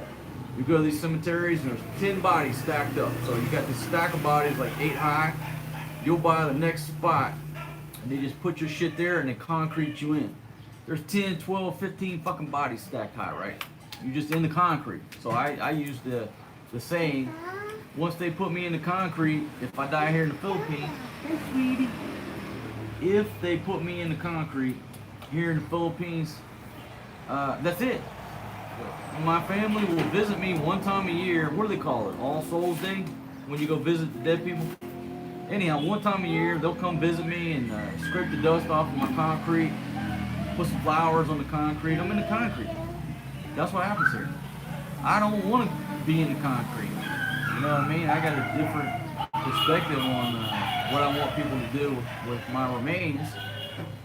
And it starts with, well, number one, I mean, it's very specific for me. All of my organs, all of my body parts I want donated to anybody that can use them. So if somebody needs an eye, they can have my eyes. Now, they're going to have to get some damn glasses to see up close, but they can have my eyes, my kidneys, my heart, and just chop everything off this body to help somebody else live. That's number one. Number two, any of the parts that's left over, send them to the medical school for people to learn from. Okay? And I don't care. I'm not worried about that. How did I get talking about what I'm going to do with my remains? Anyhow, I believe in being an organ donor. Boom! California Swede coming off the top ropes. Go hard in life, get plenty of sleep when you're dead.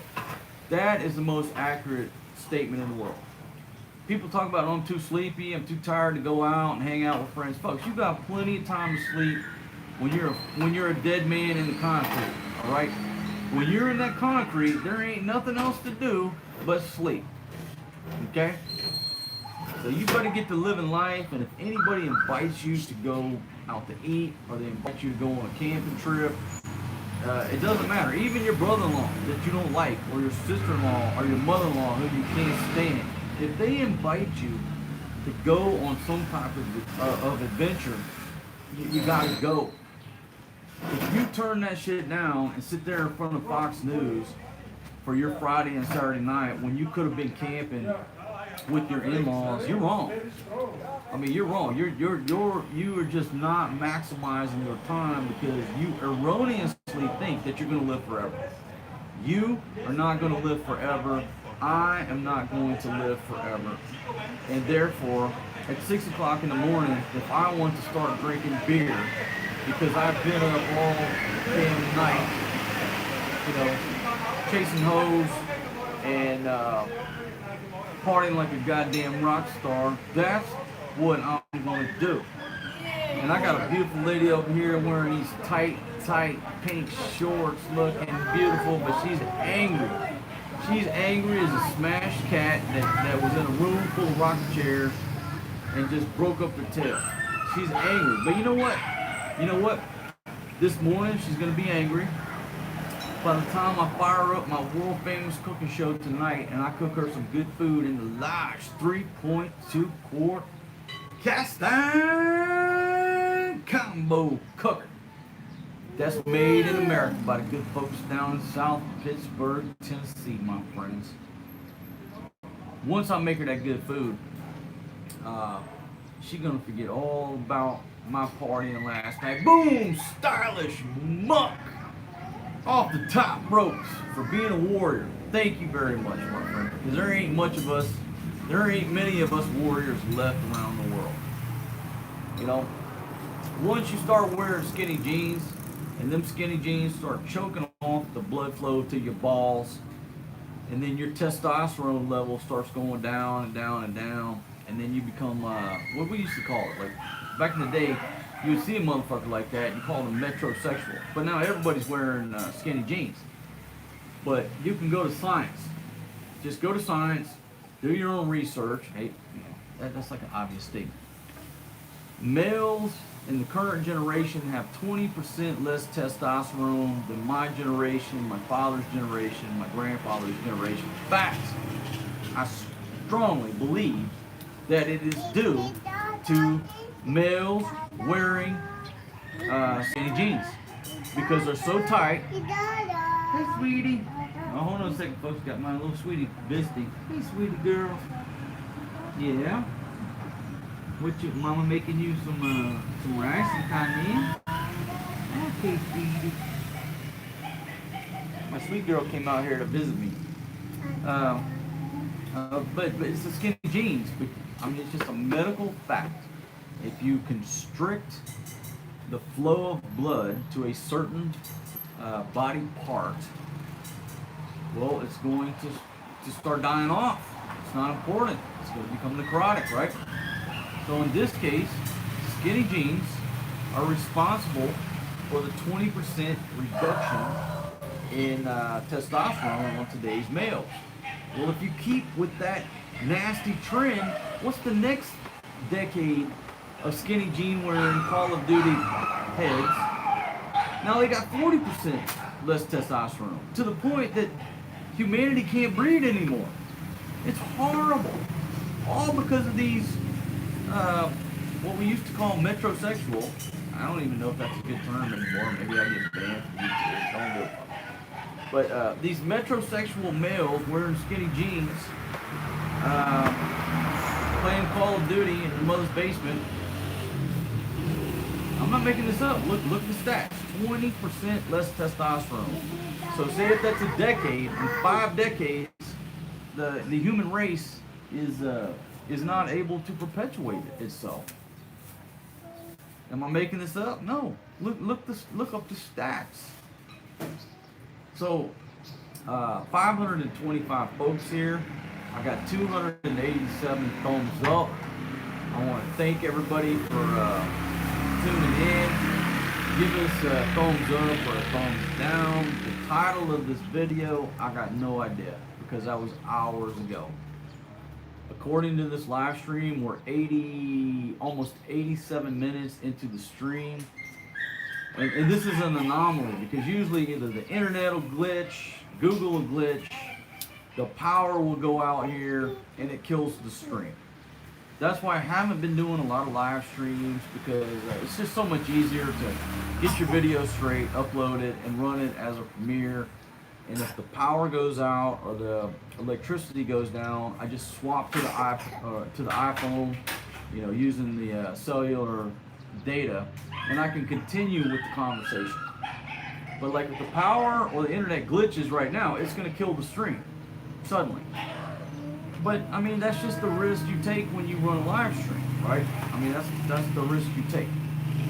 And I kind of got away from it, but I really do enjoy. I really enjoy doing the live streams, and I'm gonna start doing more. I hate people that say I'm going to start it because they're not taking action. Okay, Res Ipsa located. The thing speaks for itself. I'm here on an 88-minute live stream. More live streams is what I'm going to do.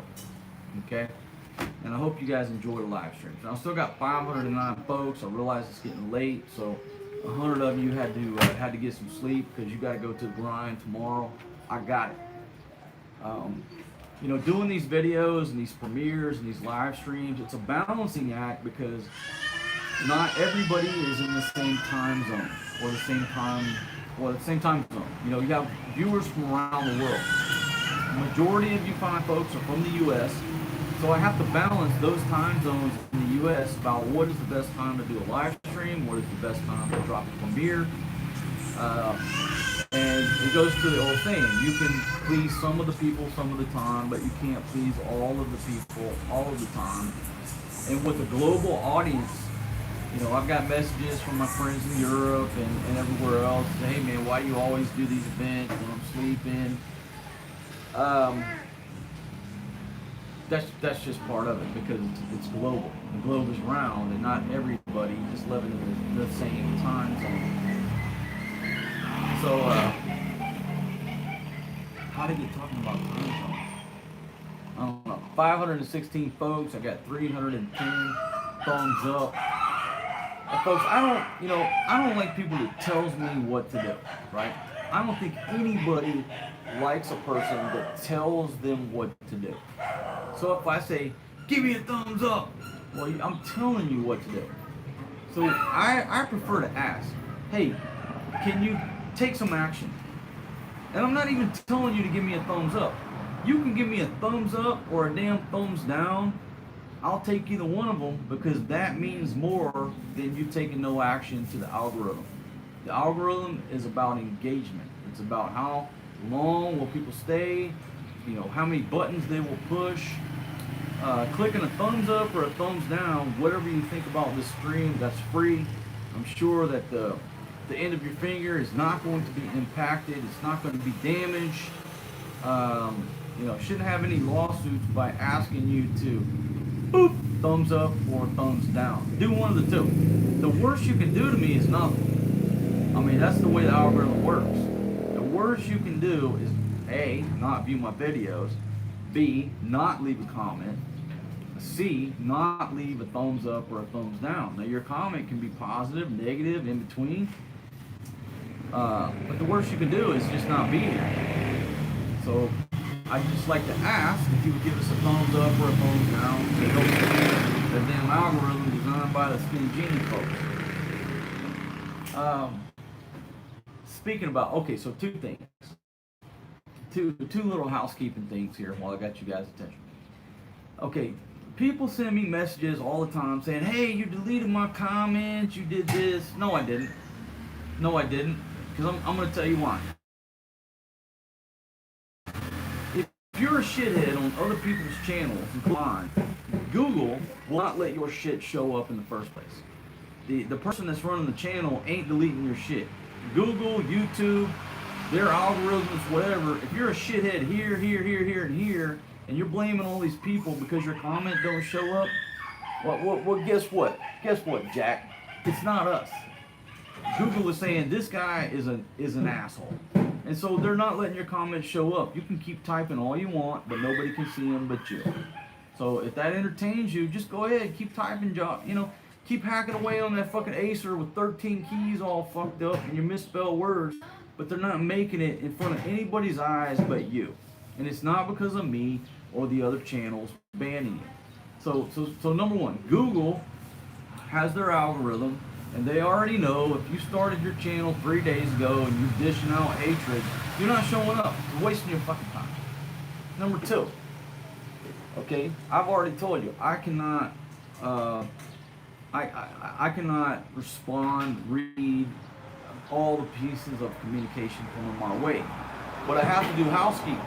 So if you're running a YouTube channel, I go to the comments and I go to the tab that says Hell for Review.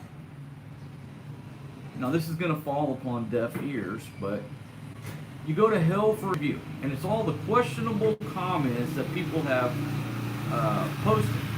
Now you have to go there because occasionally a good person will get held up in there, and you don't want to get them, their comment not shown because they just happen to get caught up in the algorithms. You want to make sure you approve them and get them back in the. But it's so easy to go there, and the shitheads who made an account 3 days ago and they've replied to one of your legitimate comments, the algorithm ain't stupid. So you're in there and you'll see some shithead that's replied like 5 people's comments, and like they're getting one over on me or YouTube. You're not getting anything over on anybody. You just get fucking gone. One click, gone, gone, gone, gone, gone, gone. And if I don't go in there and do it in 60 days, you're gone, gone, gone. So it's just funny that all these jokers who will fire up a new YouTube account in the year 2021, 3 days ago, and then come on to people's channels and try to leave hatred and think that their shit's gonna get published. You're out of here. You're just, the algorithm is weeding most of you out, and the shitheads that do get through, you're just costing me a click. Every day, this finger right here has got to click on these shitheads, maybe 5 or 6 a day, and send them to the asshole corral. Maybe that deterred some of you from wasting my clicks, because look at that. That's a beautiful finger right there. You're just wasting my time. You're wasting yours. But if you want to sit there and write War and Peace on a comment, go right ahead, but you're the only motherfucker that's ever gonna see it. You're the only dude. And you know what I like to do to you? Is I like to give you a heart a split second before I hide the user on the channel. I like to give you that hope and then send you to the fucking asshole corral because you're an asshole. You know what I mean? But it's pretty simple. So anybody who comes here now and thinks they're gonna get one over on me, you're just going to the asshole corral. Now, if your channel, if you've seasoned a channel over a year, it's a fake channel, I'll take a look at you, but you're still out of here. It's just too simple now. The algorithm sends you to the holding pen for the asshole corral, right? Pretty good. Give the skinny jean wearing dudes credit. They send the assholes to the holding pen, and I approve them, and then I send them to the asshole corral, and you're out of here. You're just wasting everybody's time. But if you feel the need to write War and Peace over somebody's comment, go right ahead. Please do. But you're the only motherfucker that's gonna read that. The only motherfucker. You'd be better off keeping a diary. Just keep your diary. That's it.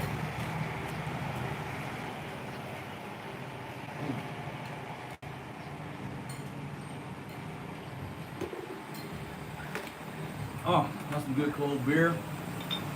I just happen to have another one. Let me see if I can. Folks, you know what I've been dreaming of?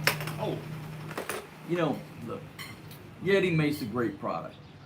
Okay, are they overpriced? Absolutely. But my Yeti mugs, I'm okay paying 20 bucks for those mugs because they keep ice out here in this hot heat, or they'll keep my coffee warm for about 36 hours. I love those Yeti products. I don't mind paying 20, 25 bucks. Now the coolers, my God, you gotta get a second mortgage on your home and try to go buy a Yeti cooler. If Yeti sent me some coolers, I would use them in every video and I would love it. But I can't justify that much money when I can buy a refrigerator or a goddamn freezer at the same price that I could buy a cooler. I mean, literally, Nolan Lazada here, 10, 11,000 pesos, you can buy a chest freezer, a little small one. It's cheaper than a Yeti cooler. So how do you justify it? Once I hit 1 million subscribers, once I hit 1 million subscribers, I will buy a fucking set of Yeti coolers because I will have the bank to do it. But if I have 1 million subscribers, Yeti, you should send me all them goddamn coolers for free because I'm advertising your product. I mean, for Christ's sake, how many Lodge 3.2 quart cast iron combo cookers that's made in America by the good folks down in South Pittsburgh, Tennessee? How many combo cookers have I sold? A bunch. They're not sponsoring me. They're not paying me to say that. I just love their product.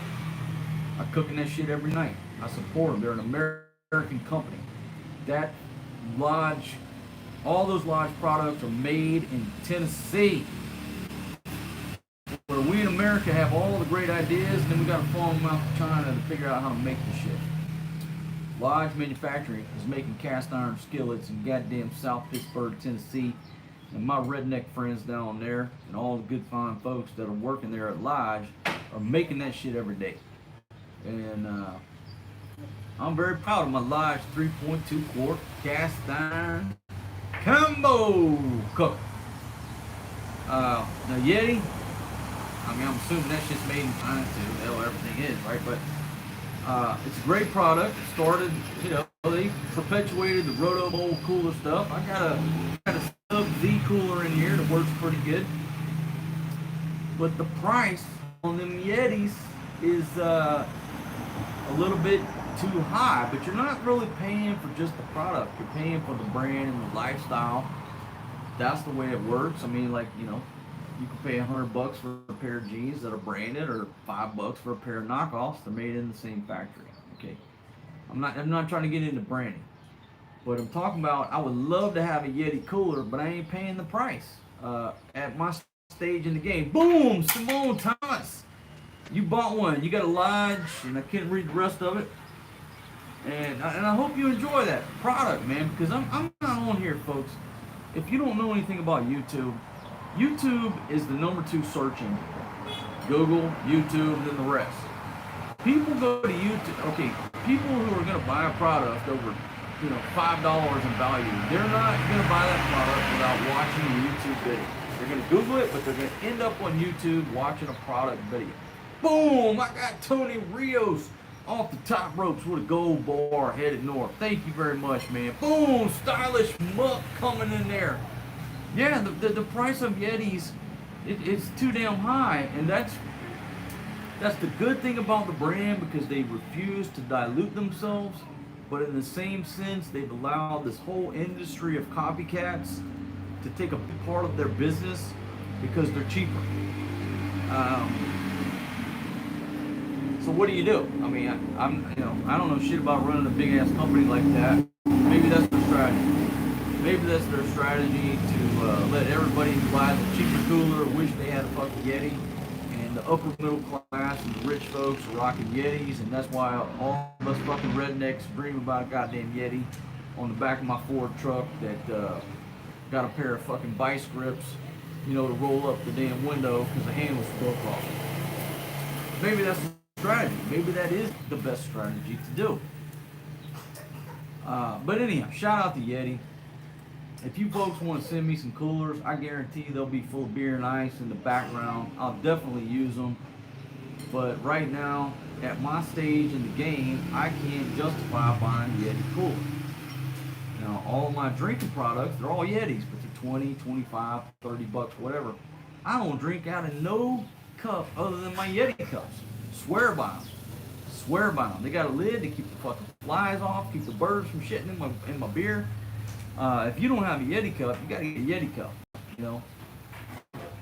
But the coolers, I'm not at that stage. But if they would send me one, Yeti, I'll put it in the background, I'll drink my beer out of them coolers. Boom! Oh my goodness. I got Buckhead Matt coming off the top ropes with a gold bar, just got launched to the space station. Damn, man, you gonna make me start Buckhead. Now, I'm not sure if you're referring to Buckhead in Atlanta, or maybe you don't know about Buckhead in Atlanta. But folks, when you say Buckhead, it's like the, sort of the ritzy area north of Atlanta, and that's where all bars were, at least historically.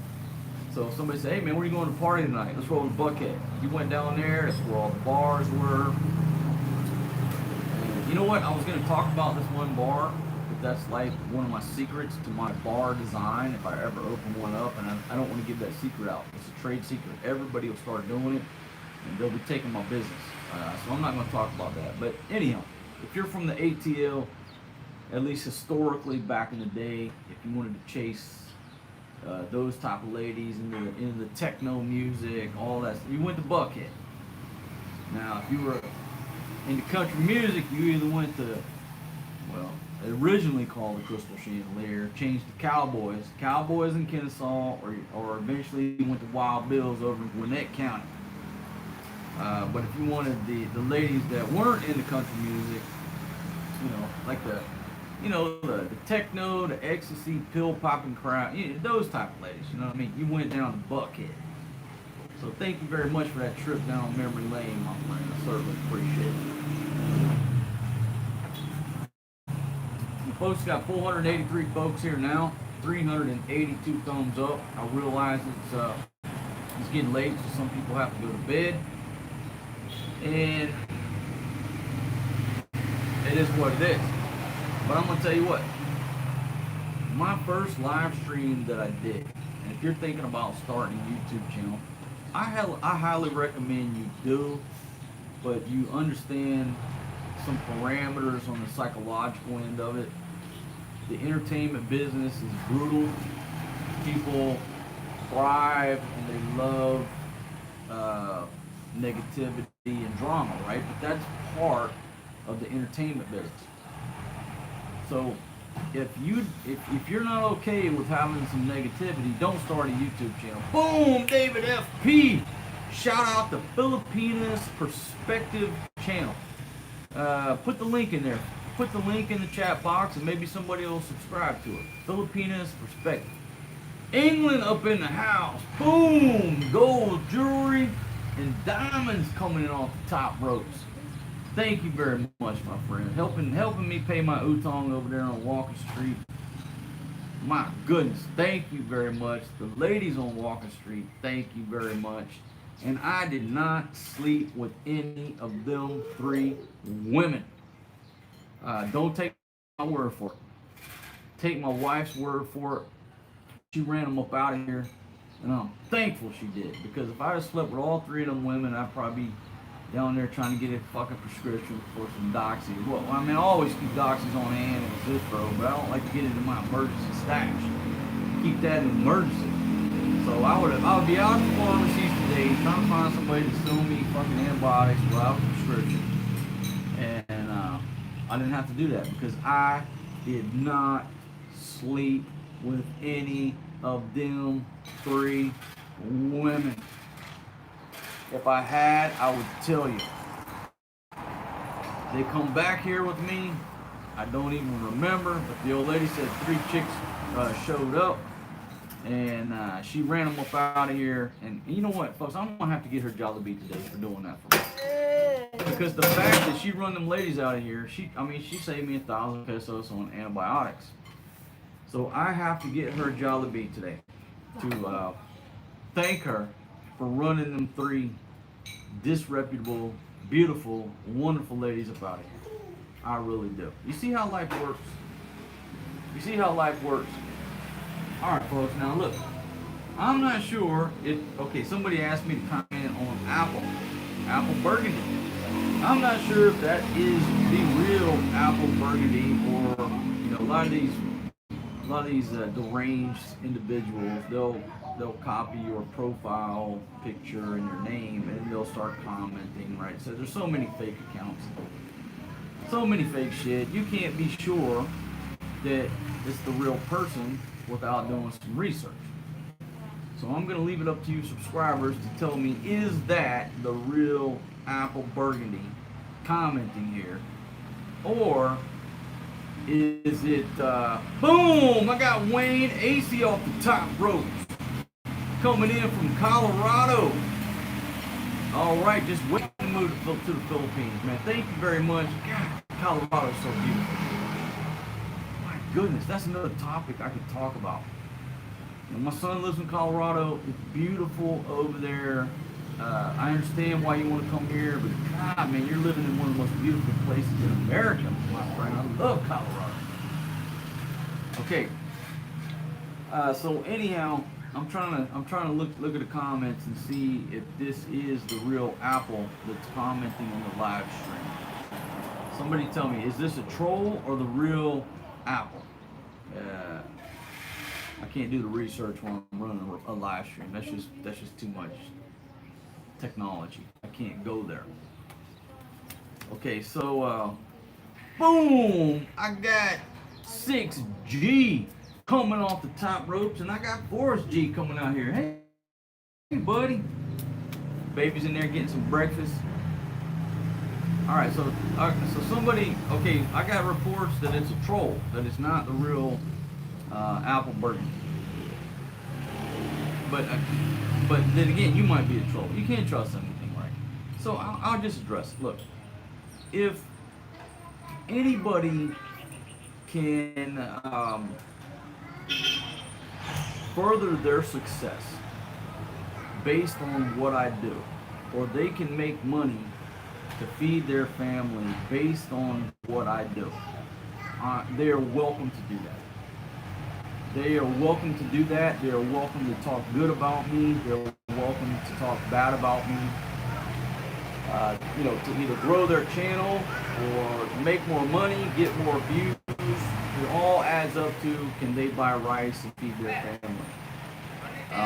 You are welcome to say whatever the hell you want to say about me, because I find comfort in the fact that the big picture is you're trying to make money for your family. You're not just being an asshole.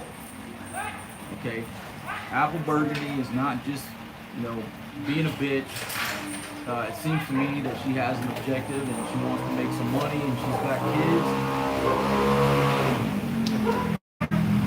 No brain in that one. No brain cell. And she's doing what she has to do to put food on the table. That's my perspective and the way I look at it. So I'm very, I don't want to say accommodating, I'm very tolerant of the negativity that people put out about me, because I realize that in the end, they're making money and they can feed their family or pay their bills. And that's comforting to me. Maybe you don't look at it like that. You're thinking I should, you know, go against these people and shut them down. I mean, people love opposition. They love drawing away. Ooh, that's a ripe smell with that garbage truck coming through. The smell of the garbage truck in the Philippines in the morning. So here's the thing. Anybody that wants to do videos about us, that you're very welcome to. And if you find yourself getting censored or blocked or whatever, it's usually because of Google's algorithm or because they put you into the hell for review and they force me to ban you, because if I don't clean up my own channel, YouTube can take away your ability to comment. They can take the channel and say, hey, there's no more comments on this channel. People love the comments, right? So I don't want to put myself into that position where YouTube takes away my ability for you, the viewer, to comment. So you have to go in there and clean up the dastardly villains that are just screwing with people, right? That's the only people that gets banned.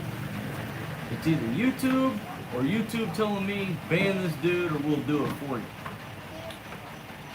So with that said, anybody that wants to take the good of me, take the bad of me, if someone would take a video every time that I had a big ass booger hanging out of my nose and do it like a collection. Boom! I got the new Wrangler coming off the top ropes with a blue bar.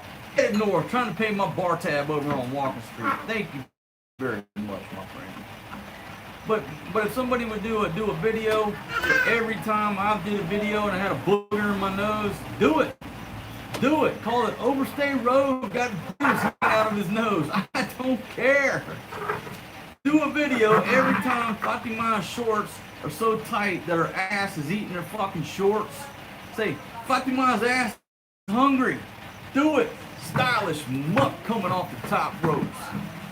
That's right, man. Real muck. Hey, we're always winning, man. I ain't worried about it. But so I take this long, drawn out story to say, because somebody asked me about apple burgundy. From my perspective, you're cleared hot, girl. You are cleared hot. You are cleared hot to do anything you want to do. I certainly appreciate you watching our videos. I think you watch more footage of our videos than anybody else because you know everything about it.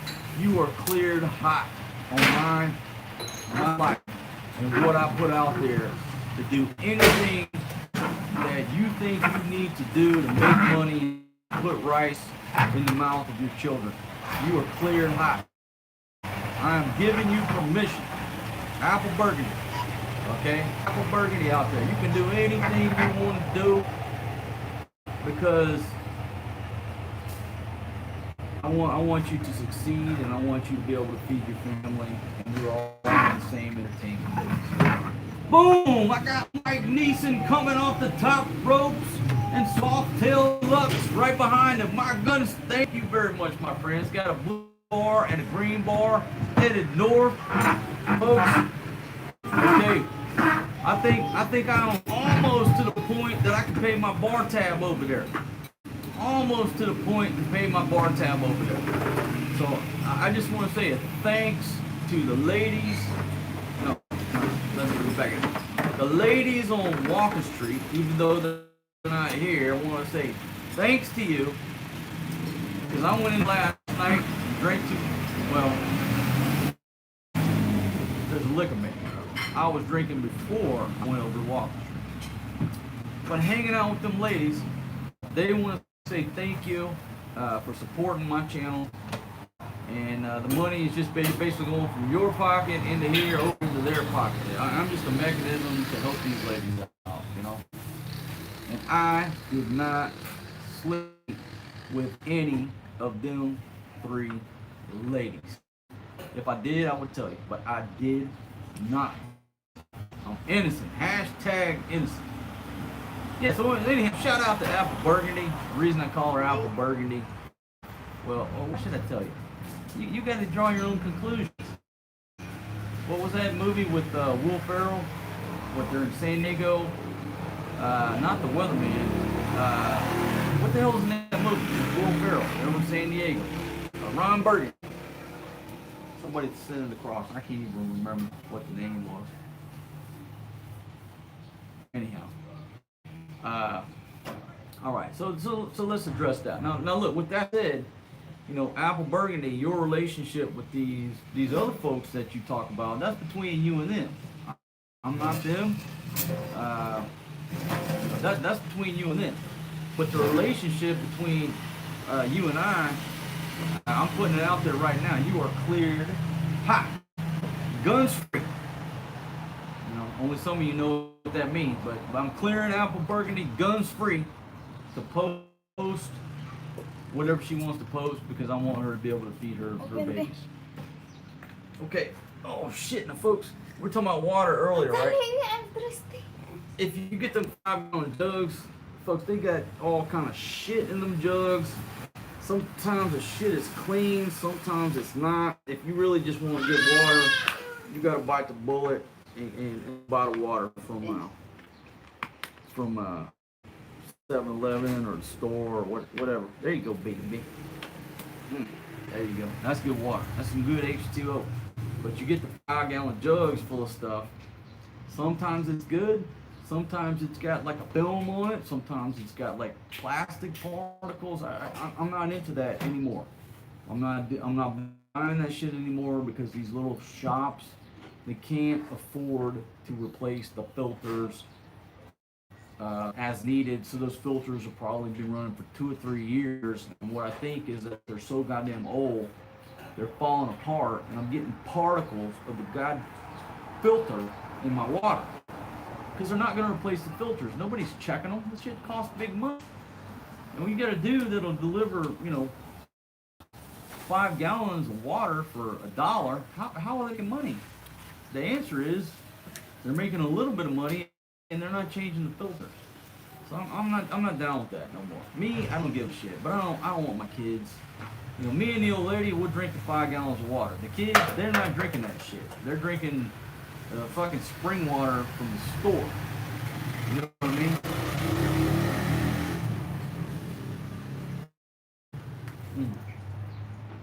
Alright, got 465 folks here with 415 thumbs up. I don't even know how many thumbs down because it don't show up. I want to thank you very much for taking the time to press that button right there. If you're not a subscriber here on my channel, I'm on the live stream, but a regular video, right there, there's a little sign that says Overstay Road. Click that Overstay Road sign, and then a bell, some type of notification bell is going to pop up. Ring that bell because you will get notified when I go live or when I post a video because I don't wear a watch. The only watches I got, they're broke. They're selling 5 minutes till 5. They're just props. They're jewelry pieces. I don't have a production schedule. I drink a lot of whiskey, and so if you don't hit that bell like Rocky, yo Adrian, it's me, Rocky. Who's that ringing that bell? If you don't ring that bell, you don't know when we post videos. Hey, got the babies out here, folks. I got Maria Mercedes sweeping. Porky's over here, running around. It's a beautiful day here in Angeles City. Maybe it's a beautiful day in Barrio Barreto, but folks, we just got so tired of the rain over there on Subic Bay. Subic Bay is a rain magnet. Since we moved over here to Angeles for our little vacation to see our friends before they leave, it's been nothing sunny. You know, yeah, last night it's raining. It was raining on me. At least I don't remember. Hey, I'm looking at blue skies right now. I'll tell you right now, I've had a lot of sunshine since we've been here. Very thankful for that. I mean, things over there were so damn damp. I had mold growing on my back, my Indian gear bag. You know, folks who live in Seattle or the UK and you get all that rain, I don't think I could take it because I love the sun. I love the blue skies. You know, it really affects your mood when you wake up in the morning, right? Now, never let a bitch affect your mood, right? Never let your husband, your wife, your spouse affect your mood. Don't ever do that. But when you wake up and it's raining, and it's gonna be raining all day, and there's a river in front of your house, which used to be your street, hey, it affects your mood a little bit, right? Hey, sweetie, you sweeping the floor? Maria's using that Baguio broom.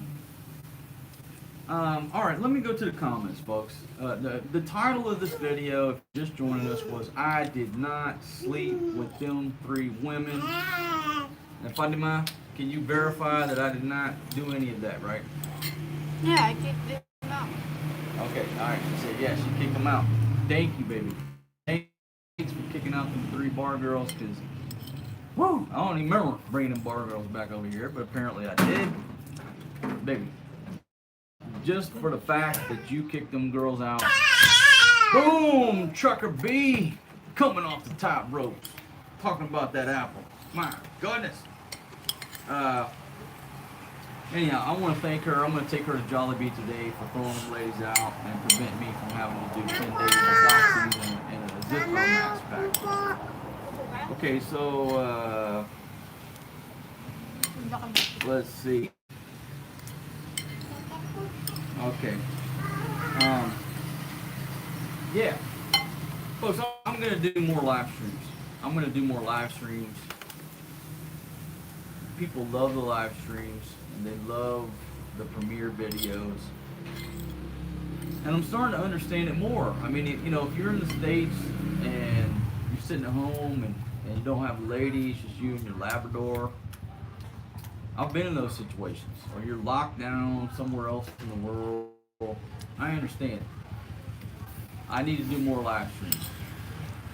I want to try to change the scenery. Okay? But here I have badass internet. The live stream will work. If I go to, say, Tequila Reef and sit on the patio, the live stream may work, it may not work, or it may be just so horrible you don't want to watch the video. Boom! I got Kenny and Subic. I got Stylish Muck. One for the road. Thank you very much. And Kenny and Subic is saying nice and sunny. Hey, that's my luck, man. I got bad luck. The minute I leave Subic, the sun starts shining. The minute I leave, I come over here, there's a liquor ban. I got bad luck. The reason is because my ex-Thai wife put a curse on me in Thailand. It was a bad luck curse. I've had it for about 10 years now. Almost 10 years. Say 8 years, whatever. She put a bad luck curse on me. I've had bad luck ever since. And a couple months ago, somebody put a Filipino curse on me that was hurting my back. So let me talk about that. Let me clear this up about my curse, the Filipino curse that they put on me. Okay. Boom! I got Ricky Drama live. The #1 Thailand live stream. Alright, my friend, man, I wish I was in Thailand right now. But I'm coming to you live from the Philippines. Thank you very much, my friend. So, what the hell was I talking about? Oh, the curse, yeah, curse on my back. Somebody put a curse on my back. You know, they go to this witch doctor, the quack doctor, the whatever you want to call them. And I think somebody put a curse on my back. Boom! Dan Masters live. Tempura. Loving on the Fatima, man. Fatima is beautiful when she puts her hair down. I mean, she is. She puts her hair up, she looks haggard.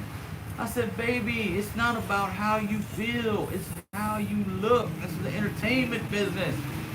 So thank you very much, my friend. I'm on her constantly about putting her hair down.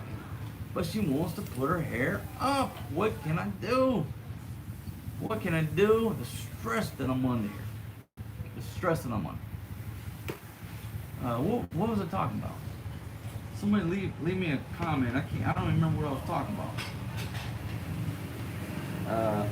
Easy for us, G. Shit, I can't remember what I was talking about. I've had a few. I've been up all night. Oh, curse, my back. Folks, my back is doing much better. It's doing much better because somebody here in the Philippines put a curse on me over my back. You know, the bad luck curse is still on me from Thailand. But that's my ex-wife. That follows me everywhere I go. And it has a little bit to do with this place we moved into. I didn't pay the monks to bless it. But, you know, that's all Thailand stuff. But over here, somebody apparently went to the quack doctor and put a curse on me to hurt my back. I don't know if these live streams or my videos or maybe the curse had a time limit or whatever, but my back is feeling much better. So at this point, I don't feel like I'm under the Filipino curse anymore. Maybe it was a 2-week curse, because I think what happened was they went in there and they said, "Hey, I want to put a curse on this dude." And they said, "How much is the curse?" And he said 10,000 pesos, right? $200. Boom! California Swede coming off the top ropes. Fatima looks good in a baseball cap. You know what? I agree. They look good in them baseball caps. And John Maria sent them both some caps, but then they just stopped wearing them. They look beautiful. Janice had a 5'11" cap, and Fatima, I don't remember what she had. They look beautiful in the baseball caps. They still got them, don't get me wrong, but yeah, they did stop wearing them. So, anyhow, what I think happened is that they went in there, and they want to put a curse on this Marcos guy, because he's a dastardly foreign guy villain that helps a lot of people, but he's a villain, and put a curse on him. And the quack doctor said, "Okay, give me $200, 10,000 pesos." And they said, "Well, what can you do for 50 pesos?" And he said, "Well, I can put a curse on him for a week." So they gave him 50 pesos, $1. He put a curse on me for a week. Now, if they'd have had big money, my back would still be hurt. But they didn't have enough money to put the full-fledged, unlimited, like Only Rice at Mang Inasal, the non-expiring curse on my ass. So they probably paid him 50, 100 pesos, $1 or $2. And it was a week-long curse, but it was hurting my back for no valid reason. And there are a few Filipinos over here that would love to put a curse on me, that have put curses on me, and that's what's going on. But I think it expired because they didn't have enough money, so my back is much better. But you know what? Let me address that. Okay? So look, a lot of people, hell, a lot of my friends, a lot of my subscribers, they don't like me. They don't like my lifestyle. Always complaining. Okay, that's the entertainment business. But you know what? Every Filipino here in the Philippines, it's like they all want to kill me. They all hate me. They all want to kill me. They're always yakking my ass. I'm not the easiest person to get along with, but I'm a pirate looking at 50. You know what I mean? But it's like every Filipino in my life,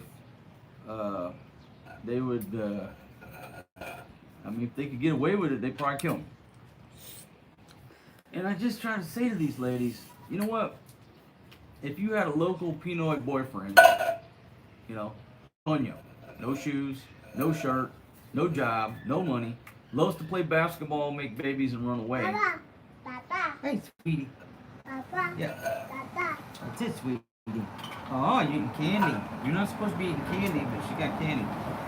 But it's like, if you were with old Tonyo, you think your life would be so much better? Your life's gonna be so much better with a local dude that plays basketball, drinks Red Horse, no money, no job, takes your money, makes babies and run away. And people want to hate on me? People gonna hate on this guy. My goodness. Sometimes you're just like, you don't understand what's going on. You just don't understand things. You don't understand it, But it's like every Filipino in my life, they hate me, they want to kill me, they yak me.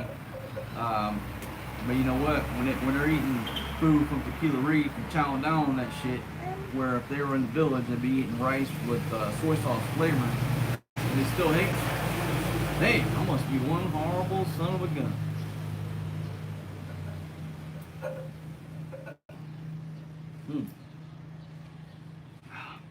Folks, I've been talking so long, I let my beard get hot. All right, so let me check your comments here. Let's see. Let's check the comments. Let's see if anybody's got something they want to know about.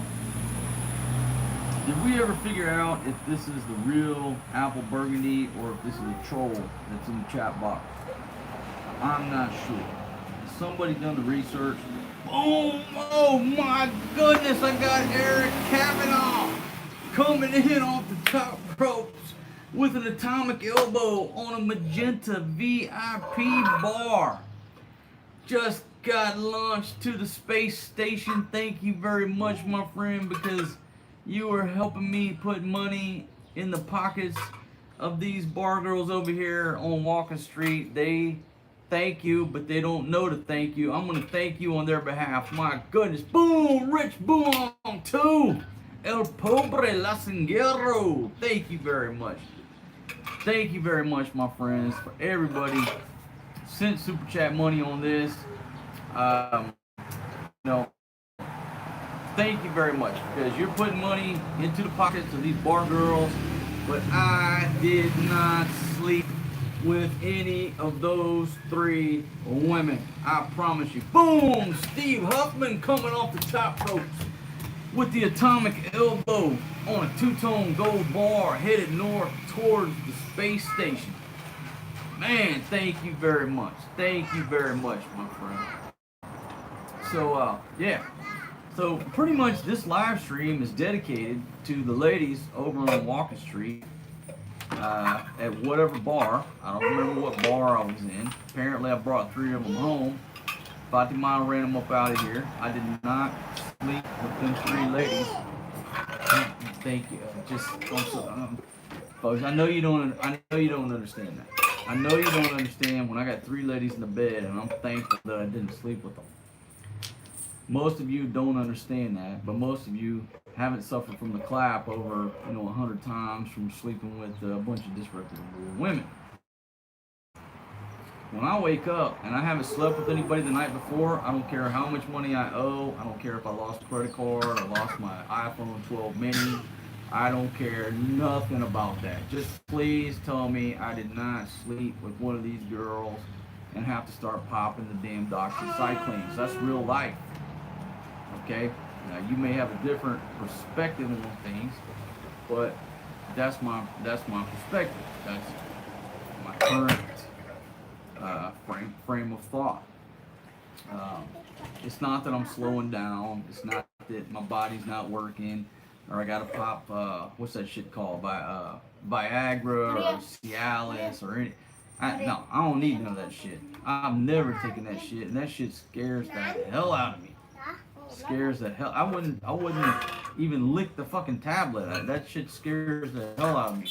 Ain't nothing wrong with nothing going on in this dude's body right here.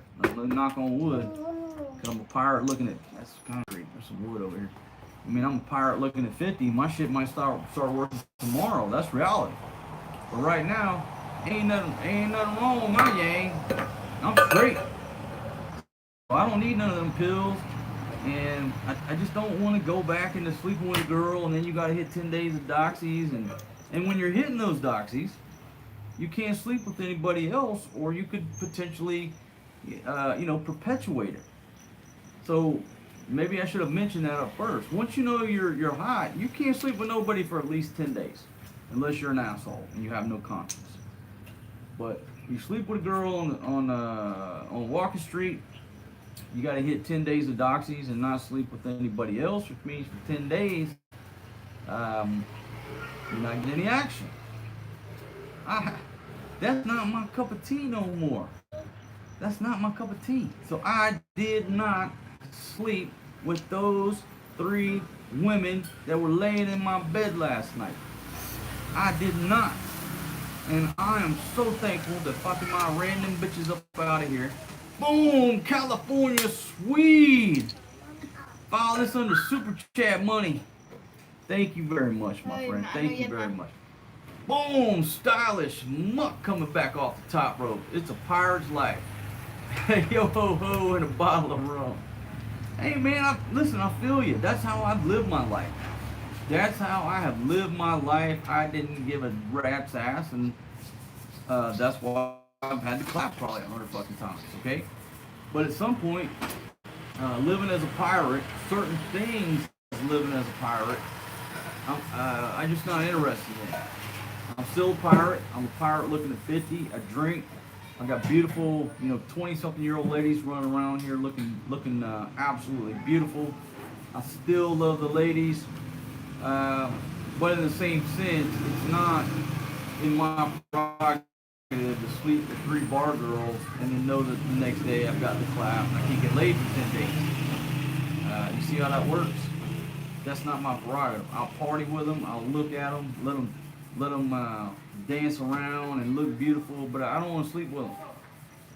You know, I don't want to sleep with them because I know what's coming down the pipe. That's just the way it is.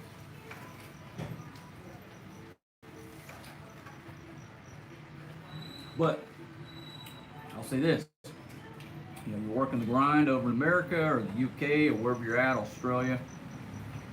You don't got a girlfriend. You know, your wife left you. I mean, this lifestyle is what you're dreaming about. You're dreaming about running walk the street every night, and you know, here, Pattaya, wherever it's at in the world, and dragging home a different girl every night and living that life, the rock star lifestyle. I got it. Okay, I got it. I did that for many years. It's just rounded up to a damn decade. I did that. But at some point, you get tired of chasing the bar girls, running the bar girls. I still, every now and then, will go out, go on a bender, spend some money, but the perspective is that the money is going to them and their family, and I'm okay with that. I don't want to sleep with them because I don't want to worry about the clap. You know, I got a beautiful wife, I got beautiful ladies here at my house. Why should I take a risk on a bar girl? But when you go out and you do stupid shit and you get drunk, you bring 3 bar girls back to the house. But I have these checks and balances in place. I got a trike driver on the payroll, I had Giselle rolling with me, and I got the old lady back there at the crib. So I'm gonna go out and get drunk and do stupid shit, right? But you put these checks and balances in place where I got them all the way to the house. So Giselle, that security, that was breached. The trike driver was breached. He brought him back here, but boom, wife number 1 come up and say, "Get the fuck out of here! What are you doing? Get the hell out of here!" So I had 3 fail safes. It's like a nuclear weapon, right? You know, fail safe 1, fail safe 2, fail. But luckily, the old lady ran them up out of here. I didn't have to. Boom! Josh runs it, coming off the top rope. Thank you very much, my friend. Now the iPhone 12 mini is dead, and now I'm 11% on the power bank. So folks, if this live stream goes down, I want to say just right now, say thank you for joining me, and I'm going to do a live stream tomorrow at the same time, sitting here on the balcony. And I would love for you to join me. I'll pick another topic tomorrow, but today's topic is I did not sleep with those 3 women. I did not sleep with my buddy's girl. I mean, I hate to even have to fucking say that. That's disgusting that I have to fucking say that. And I could let the rumors just keep going and perpetuating. But if some of you asked the direct question, no, come on, I don't do shit like that. People in my room in the dog pound, we don't do shit like that. It's the mob, it's the fucking mafia code. You don't sleep with your friend or your partner's wife. You don't even go visit her without a witness. It's the mafia code among the dog pound when it comes to other people's families and wives. So for anybody to even accuse me of that, you lost your goddamn mind. You don't know me. You don't know this motherfucker right here, okay? You don't do that shit. Alright? That's the way it is. Did I mention, by the way, I had 2 ladies in the bed? Why the hell would I need to go try to hustle up somebody else's girl when I got 2 ladies in the bed? It don't make no sense, but hey, drama and shit happens. Okay? Hey, buddy. So anyhow, folks, I think we got about 10 minutes left of this stream, and I'm gonna let you fine folks go to bed. I do plan on doing another live stream tomorrow. I will have my gadgets charged, where we can pick another topic. And yeah, man, we're still live. Yeah, 5 ladies in the bed. You would think it's better than 2, but it's really not. Because I'm gonna tell you what. When you sleep here, you got a lady here, and a lady over here, it's perfect. If you got more than two, how are you gonna sleep next to them ladies? You know, and plus it's a pain in the ass because you're here in the middle, a lady here and a lady here. The only way to get out of the bed is you have to crawl backwards to the foot of the bed. And it's a pain in the ass for a pirate looking at 50 when you gotta piss like 3 times a night, right? You just gotta do a lot of crawling. You just can't roll out, put your feet on the floor because you got a Filipino on the left, you got a Filipino on the right. What can you do? You gotta go underneath the covers, come out the end, go take your piss, and then come back in the same way. You know, it's a gymnastics routine just to go take a piss. You have 2 ladies in the bed. So if you have more than 2, you're not snuggling next to them. Boom! Burrell Matthew off the top ropes. I got a green bar headed north. Thank you very much, my friend.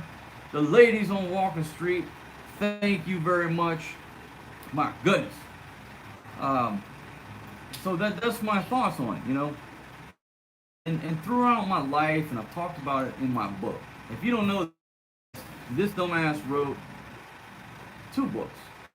Links down in the description to my Amazon author page. You know? So, I've always had 2 girls in my life. Always. I had a wife and I had a girlfriend. Or I had 2 girlfriends. I've always had 2 ladies. 2 ladies kaya, I kick your ass. Hey, get that baggy old broom out of my face, baby. And I was always happy. If I had 2 ladies, I didn't go to the bars, I didn't go to the clubs, I was content. So I said, there was a time like I had my wife at home. I woke up in the morning early, told her I had to go to work early. And I would go to my girlfriend's house. As soon as her mother went to work, boom. I would spend like from 6:30 to 9 o'clock in the bed with my girlfriend. That was my daily routine. I spent my mornings with my girlfriend. I spent my evenings with my wife. I was a happy dude. I didn't chase the ladies. I didn't go to the clubs. But if I didn't have my girlfriend, I'd be chasing all the ladies. I'd be sleeping with the secretary, the waitress. I was on the hunt. But when I have 2, I'm a pretty calm dude. Boom! I got Eric Kavanaugh coming off the top ropes. Make it rain on them girls. Apparently I made it rain last night and I owe some utons. So thank you very much, my friend. Thank you very much. Everybody who sent money on this live stream, because this money is going to the bar girls over on Walker Street. My goodness, I want to thank y'all very much. I don't even remember last night. I can say, hey, thanks for the memories, but I didn't have no goddamn memories from last night. The only way I know that there were some chicks here is the old lady claims that there was 3 chicks in the bed, and she ran them up out of here. I don't know.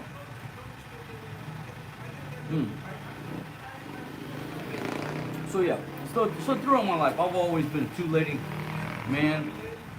If I had 3, trying to juggle 3, it would always get mixed up.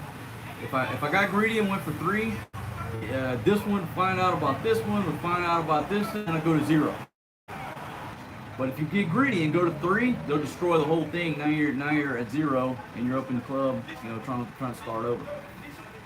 So to be honest, I think 2 is the magic number. If you want to ask, in the Muslim world, you can have 4 wives by law. But most of my Muslim friends, they don't want 4 wives. They only want 1, to be honest. They can have 4 wives by law, but they only want 1.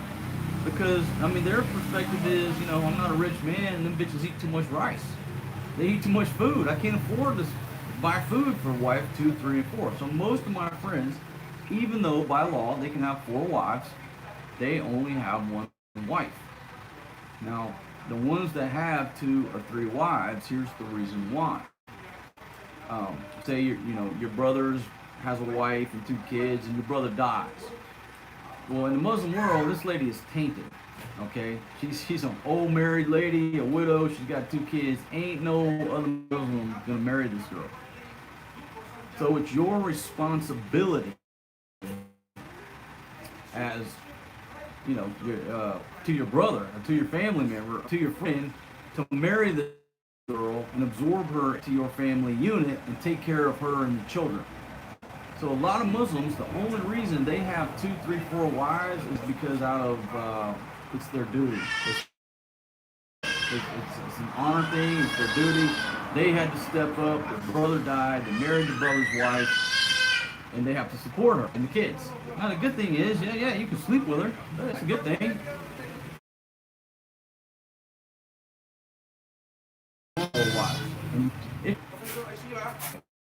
Now, folks, I don't know if I don't think my power's going down, or maybe my power. No, I got 7%, but I had a little hiccup right there. Can you guys hear me? Can you see me? Because we've been broadcasting live 146 minutes. Okay, there's a lag. The new Wrangler's reporting a lag. Yeah, there was a little hiccup right there for a second. Still a lag. Okay, well, once these devices start heating up, I mean, this iPad Pro is a champion. I mean, we've been broadcasting live for 147 minutes without fail, not plug in the power bank. So if we're at 147 minutes, I really can't complain. This thing is a champion. Over here in Angeles City, the power is pretty stable. We've only had one brownout for like 3 minutes since we've been here. You go to the Longapo side and the Longapo, not many brownouts. You get one for 20 minutes up an hour. You go to the Sioux side, you have brownouts every damn day or every other day for a short period. You go anywhere outside of Luzon to any of these little small islands, brownouts are a way of life. On certain islands, I mean, everything is different. So let me caveat that. So if you live on this island or whatever, you leave your shit so people know. But daily brownouts are a fact of life. So the government will say, hey, from 10 to 4, there's going to be a brownout every day. So you live life with 8 hours of your day with no electricity because they're servicing the generators, they're fueling the generators. And that's how you get electricity on that island, usually from diesel generators. The island that I was on for a while, they had 2. So, they're like running one, servicing the other. But if one goes down, boom, you got a bigger brownout every day. And it's just not real good for live streams because, like right now, if the internet flickers, it's going to kill the stream. And then what do? You got to go through all the setup process of getting everything typed in and backed up on the stream. What YouTube should do is have a button that says like continue the live stream. You know what I mean? So if the stream goes down or you lose power, you go back into that video and just click the button continue live stream. You don't have to set up a new stream. But that's not a feature that they have because most people at YouTube don't do live streams. They don't understand the pain of people outside the U.S. who don't have a stable power grid or a stable internet grid. But that would be a good feature. YouTube would, you go live, you put your title, you put all your shit in, and if the stream dies, you can just hit resume instead of having to start a new stream. My God, that's probably $1 billion idea. I just gave it away for free. I should have patented that. Damn. Why am I giving all this stuff away for free? 464 folks watching and 465 thumbs up. I certainly appreciate everybody taking the time to give us a thumbs up or thumbs down, whatever you want to do. But the algorithm is the algorithm. If you're in the YouTube business, you're fighting a computer. You're talking to a computer. Everything you do and everything that your viewers do, you're fighting an algorithm, a computer, for relevancy, to stay in front of people's feed. So everything you do for us, whether it's just a click, you're helping us perpetuate this. Babe, can I get another beer? Hey, it's not cold. Why is it not cold? A serious violation. Okay, then let's go with Jim Beam and Coke. No. Over ice. No cold. No Coke? Yeah. Okay, Jim Beam and water over ice. No water. No water. Babe, get in there and get me water. Now you just pull the ball. You see the stress I'm under? Okay, the quality of the video went from 720 to 360. Okay, quality of the stream. Now look, I've done a lot of premieres and a lot of live streams, right? Boom! I got Jamal coming off the top ropes. Talking about the ladies in my bed last night. I don't remember. I don't remember bringing 3 ladies back over here. But Fatima apparently got up. There were 3 ladies on my, you know, I got a little full mat on the floor, and she run up out of here. You know, that's all I remember. And she said, "Oh my God, you owe money to the bar and blah blah blah blah blah." The only thing I wanted to know was, did I sleep with them ladies? And she said no. And I said, "Thank you, Lord." Marquitos, what time you finish in there? Thank you, Lord. Huh? What do you want? Okay, all right. Well, give me. I'll give me 1 hour. 1 hour ka dyan, daklunti ka. I don't even know what she's talking about, folks. The daily stress I'm under and the lack of communication. I have no. Most of the times, I don't even know what they're pissed off about. I really don't. I don't know what they're pissed off about. Not that I'm really too concerned, but you got a Filipina standing here looking all angry, got her little tummy peeking out, looking beautiful. I have no idea what she's pissed off about. How could she get pissed off when I had 3 bar girls and she ran them up out of here? I didn't sleep with them. I have no idea how a woman can get pissed off about that. What? Look, what? What? The war. A what? Baby, I'm doing a world famous live stream here.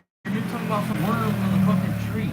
This is the Philippines. There's worms, flies, bugs, and dirtiness. Hey, welcome to the Philippines.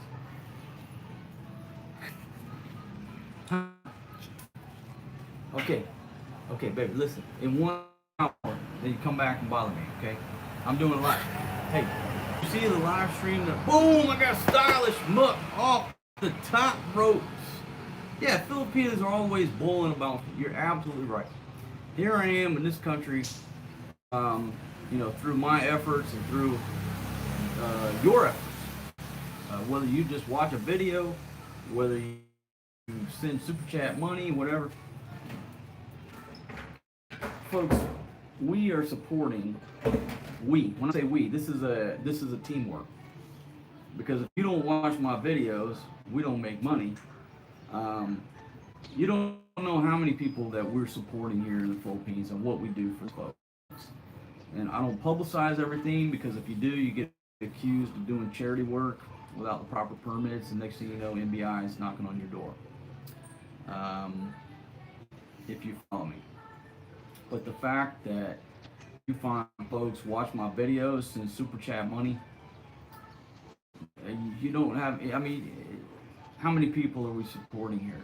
We're supporting a lot of people who have no other way to support themselves. My trike driver, he told me, he said, man, you know, sometimes we sit out here for 3 days. 3 days without a ride. You stand in line, you get in the queue, 3 days before you get a customer. And if that customer wants to go 40 pesos around the corner, what do you make? 40 cents in 3 days? Because there's no tourists. Okay? There's no free money here. You can read the news and they'll say we're giving free money at UTA, all this. Not many people getting that money, because they're not getting that money. Read into that. So, anyhow, you know, everything you do for us is passed on down the line, and we're supporting a lot of people here in this country. You know, you don't see me riding in a Mercedes and doing stuff like that. Most of the money that comes in, it goes right back out, and we're supporting folks. Whether they realize it or you realize it or not, that's the relationship. By watching our videos, you're helping people over here, believe it or not.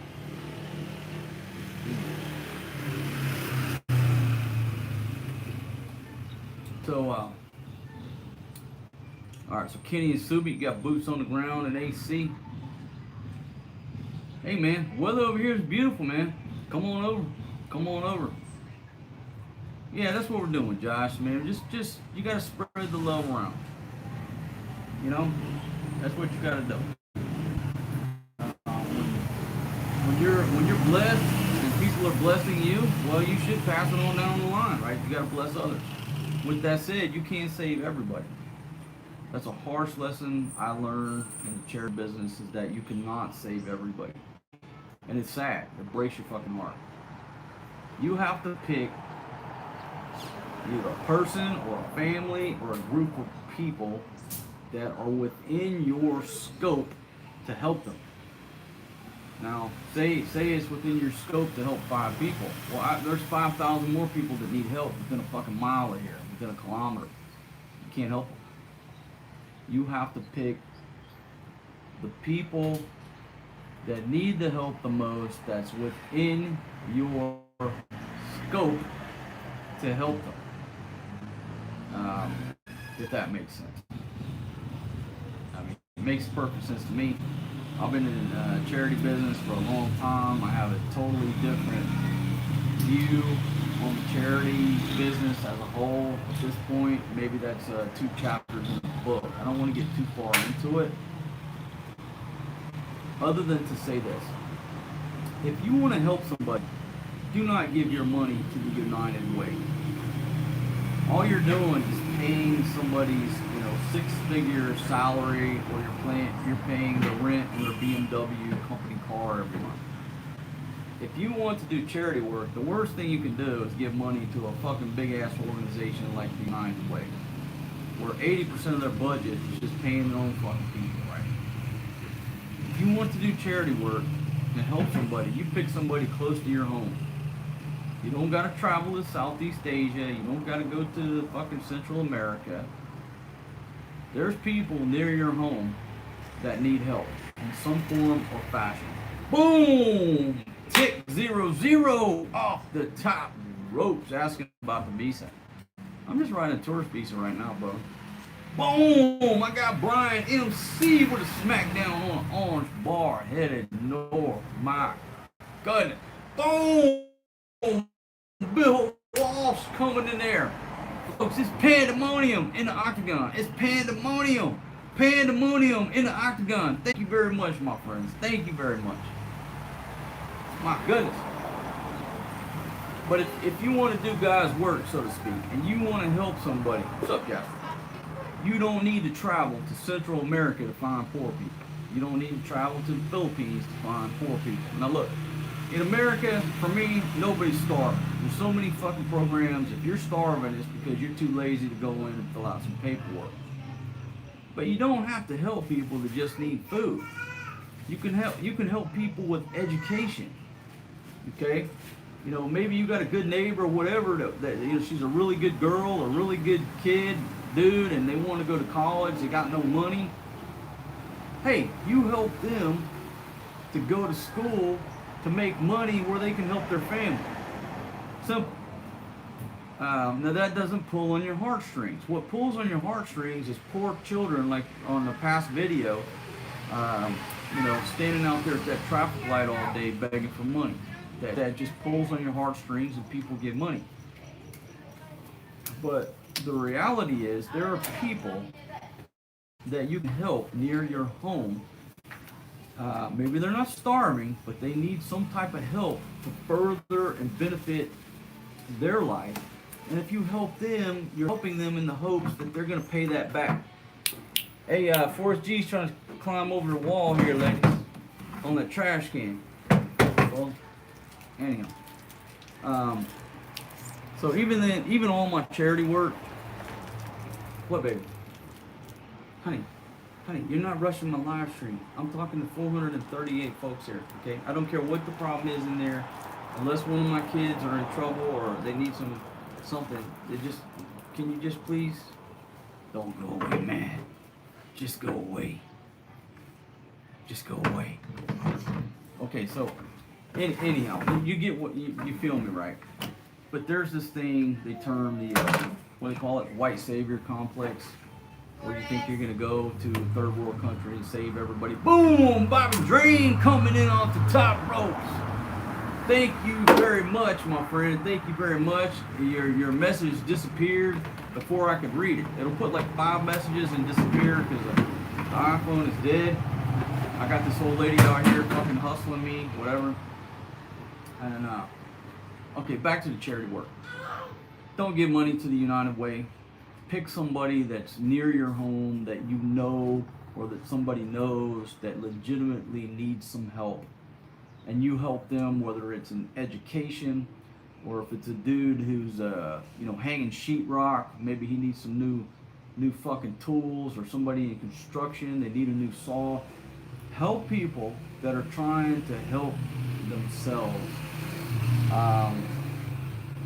Close to your home, it's much easier. You send money to the United Way, what are you doing? Those executives at the United Way are making 200, 300 grand a year riding in BMWs supplied by the United Way. You're paying for their BMW. Fuck all that.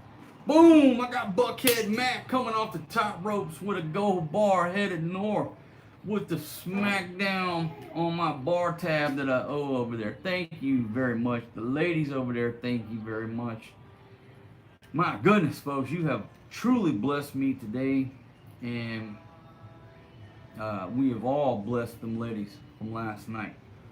Yeah, you're saying don't give to listen. The bigger the organization, the bigger the salaries. They have to give benefit packages. I'm not saying that's a bad thing, but I'm saying if you think you're giving $10 to the United Way and they're helping somebody, that's not even an hourly wage for an average employee at the United Way. So you send your $10 over there, it's going down a fucking hole where you could, take that same $10 and help somebody in your neighborhood, or somebody that you know, or somebody at your church, and you are going to see reality, the real results. You're going to see the fruits of your labor. But, I was in the same shit, several places I worked, everybody comes around every year, they want 100% participation in the United Way. They pressure you into giving, and if your fucking team or group isn't 100% given to the fucking United Way, then you're not in the good graces, because this team over here or this group over here is 100% into giving to the fucking United Way, because the CEO needs a goddamn new fucking Benz because his old one's got 6,000 miles on it. Stylish muck off the top ropes. Thank you very much, my friend. My goodness. You see what I'm getting at? Okay, go ahead. Just opt in so your department at whatever fucking company you work at looks like they're doing good. It ain't gonna get you a raise, and to be honest, nobody gives a rat's ass if your group, team, department, whatever has 100% participation in the fucking United Way. Okay? Nobody cares. Nobody gives a damn. And you know what? The United Way, they'll love your money. Boom! Stylish muck coming off the top ropes again with a 2-tone green bar. Thank you very much, my friend. The ladies, certainly thank you very much. My goodness. And that's my feelings on the United Way. That's one of the reasons, the catalyst that I got into the charity business and learned what I learned. But, I would tell anybody, if you want to do God's work, so to speak, and you want to do some charity work, boom, to and fro we go with the flying elbow off the top ropes on a smackdown on a 2-tone orange bar. Got lunch for the walking street Utong fun. Thank you very much, my friend. Thank you for saving me. My goodness. But anyhow, if you want to do charity work, pick a person, pick a family, support them directly where you can direct the funds and direct and assist and coach on their money management and see the results. Or if you want to be a blind fucking sheep, give to the United Way so that motherfucker can get some new rims for his BMW. He's driving back and forth to work, working 6 hours a day. It's up to you.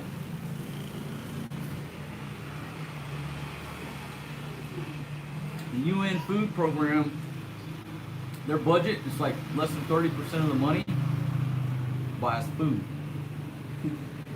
Hey, look it up yourself. This was a statistic that fucking sickened me when I was in the Middle East. Yeah, the UN's getting all this fucking money. Boom! I got Simon Thomas coming off the top ropes with 10,000 something that had a W with a line through it, my friend. What country are you from? Because it flashed so quick I couldn't even see it. My goodness, thank you very much. Yeah, but the World Food Program, 30%, less than 30% of their budget is spent on food. That was a sickening statistic. Well, when I was in Afghanistan, let's just go down that road. And not one person that I knew in Afghanistan got food from the World Food Program. I knew people who were employed. I saw helicopters from the World Food Program. They had a big organization going on, branding, all this shit. Not the first motherfucker that got free food from the goddamn World Food Program.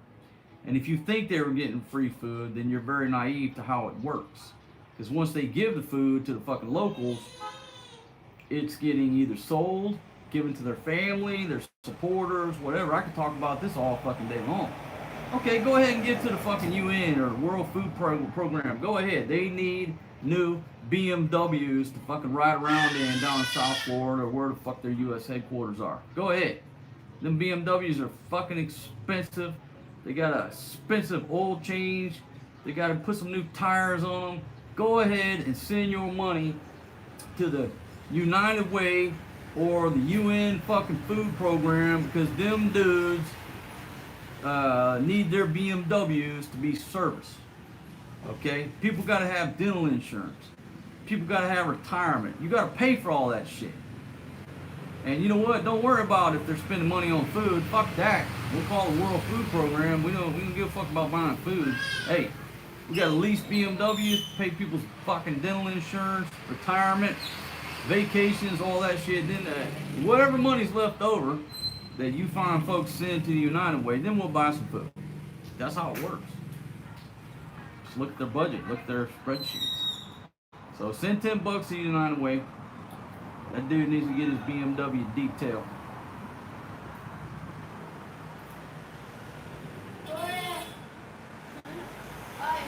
Folks, I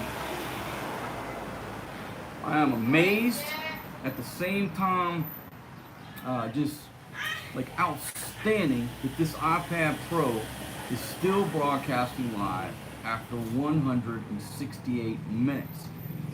And I still have 422 of you fine folks here. I realize it's getting late in the States. People got to get up in the morning and go to bed. I realize that. But I still got 424 folks here. I got 500 thumbs up.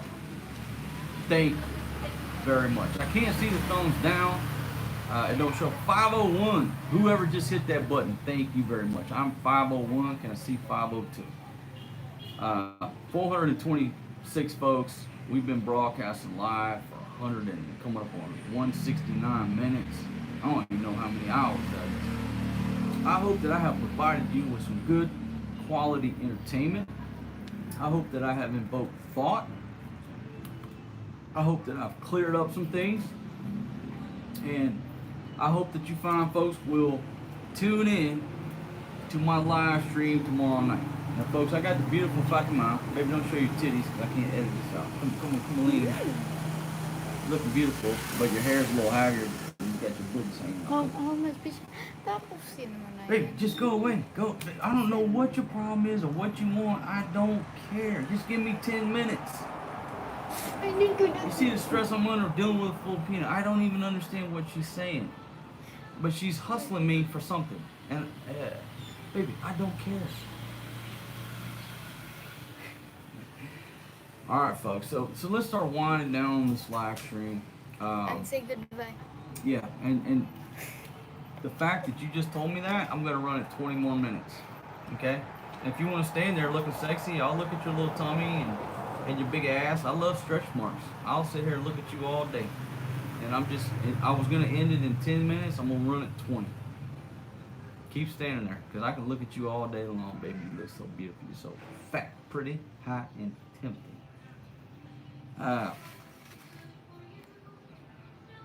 Baby, can you close the door? I got the YouTube stuff in there. Bahala ka yan eh. Yeah, just close the door. I can't have the background music. YouTube will take all my goddamn money. Jesus. Folks, I know a lot of you are listening to my voice and watching my videos because you're doing research about moving to the Philippines. You have an online Filipino girlfriend. You're about to get married to a Filipina, all that. Listen. Filipinos are 862,000% better than most American girls because they get shitty attitudes. Okay? Got it. But don't think that this is a perfect life and that a Filipina won't stress you out. They're women. Women were made to stress out men. That's what God put them in the world for. You know, men, He created man.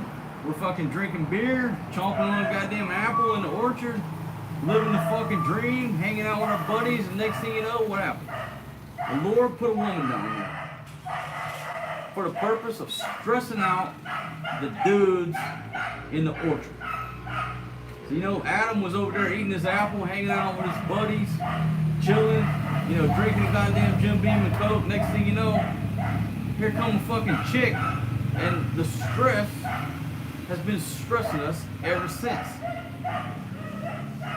You know, and a lot of people in America, a lot of dudes in America, maybe you're one of them, you're scared of your wife, you know, you get, I don't see my paycheck, I just give it to mama, and you ain't been laid in 2 years, and you're scared of your fucking wife more than you're scared of the IRS or the government. Folks, I wrote 2 books. One was critical of the government, one was critical of American women, and more people would not buy my book, Stylish Mutt Off the Top Ropes. More people sent me messages saying, hey man, I can't buy your new book about American women because if my wife sees me reading that, I'd probably be in divorce court. So what I learned over writing 2 books are that most American males are more afraid of their wife than they are the United States government, the IRS, any fucking governmental agency. They're more afraid of their American wife. And it was a sad fucking, I mean, if I pull up all them emails, it was the same shit, man. I'd love to read your book, but if my wife finds out, you know, she looks at my credit card statement and she'll know that I bought something on Amazon. Fucking sad state of affairs that American males, not my generation, not me, not my generation or older, but the skinny jean wearing motherfuckers, sad state of affairs, that you're scared to read a book that's critical of American women because you're scared that your American wife, boom, Bobby Dream coming in off the top ropes with a 2-tone orange bar, just got launched and stacked up there. Oh folks, I got a problem now. I got to get a more heavy duty tripod because I got so many Legos stacked at the top of this that it's about to go over. Thank you very much. Thank you very much. But yeah, American males are more scared of their American wives than they are the government or anything else. And that even transfers over to fucking like true warriors. A true warrior, not afraid to kick in the fucking door and go to battle that might kill him, but he's scared to death of his fat fucking American wife. It's just perplexing to me. It's just absolutely perplexing. So, yeah, so most people didn't buy my second book because they were scared of their wives. They were scared that their wife would know they read the book or bought the book. Sad state of affairs. It's just absolutely sad state of affairs, you know. But hey, the link's down in the description. You can buy the ebook. What's the price at now? Like $2.99. I think it's $2.99. If you're not willing to spend $3, you're not gonna read the fucking book. I mean, there's times where I've given it away free, whatever, and I appreciate everybody who took the time to read it and leave a review. Love you. Thank you very much. But I just kind of look at it like this. if you're not willing to spend $3 on a book, you're not going to read it anyhow. You know what I mean? You're just going to put a free file on your computer or whatever. So it's $2.99 on the ebook. Link is down in the description to my author page. What you want to read about? You want to read about Afghanistan, or you want to read about American women? You can go left, you can go right, or you can go with both. It's up to you. And, you know, I pour my heart out on the books. And if you're thinking about writing a book, I really recommend that you do so, because it's something that you leave behind. But if you do write a book and put some energy into it, it will sap all the energy out of you the entire time that you're focused on that book. Now, a lot of guys will go in there, and you can read their reviews, and they'll go in there and jam some shit up. It's got spelling errors and, you know, grammatical errors all through it. It's just trash. And if you do that, people will just focus on the grammatical errors. They won't focus on what you're trying to say. They'll just fucking trash you because you can't spell. So I'm not recommending that you just go write a book, publish it on Amazon, CreateSpace, whatever it's called these days, without, you know, a proper editor, somebody who, your English teacher, or somebody who knows the English language to edit that book, pick out your mistakes, make the corrections, because then people will actually listen to what your point is, what your argument is, what your position is. But if you go in there with all these spelling errors, nobody gives a shit what your position is. They're just going to pick out the fact that you can't fucking spell. You could be quoting the cure for cancer. Uy, But if you misspell everything, they are not going to listen to your message. Okay. the outing last night that they come here, They're here now? they chat me. Yeah. Where is your utang daw? How much? How much the I utang? don't know. They said that last night it's 3,000 plus. Okay, we chat them right now. Find I out. don't have load. We're trying to find out how much my utang is, but she got no load to chat to find out how to utang. Baby, you know what? This is the joy of being married to a rich foreign guy. Shit. That's the joy. You got no load. I owe utang. I had 3 ladies up in here. That's the joy. But you know what? You know what the difference is, folks? You know what the fact that these ladies seem to forget? Okay. It's the fact that I'm present. Boom! Stylish muck coming off the top ropes.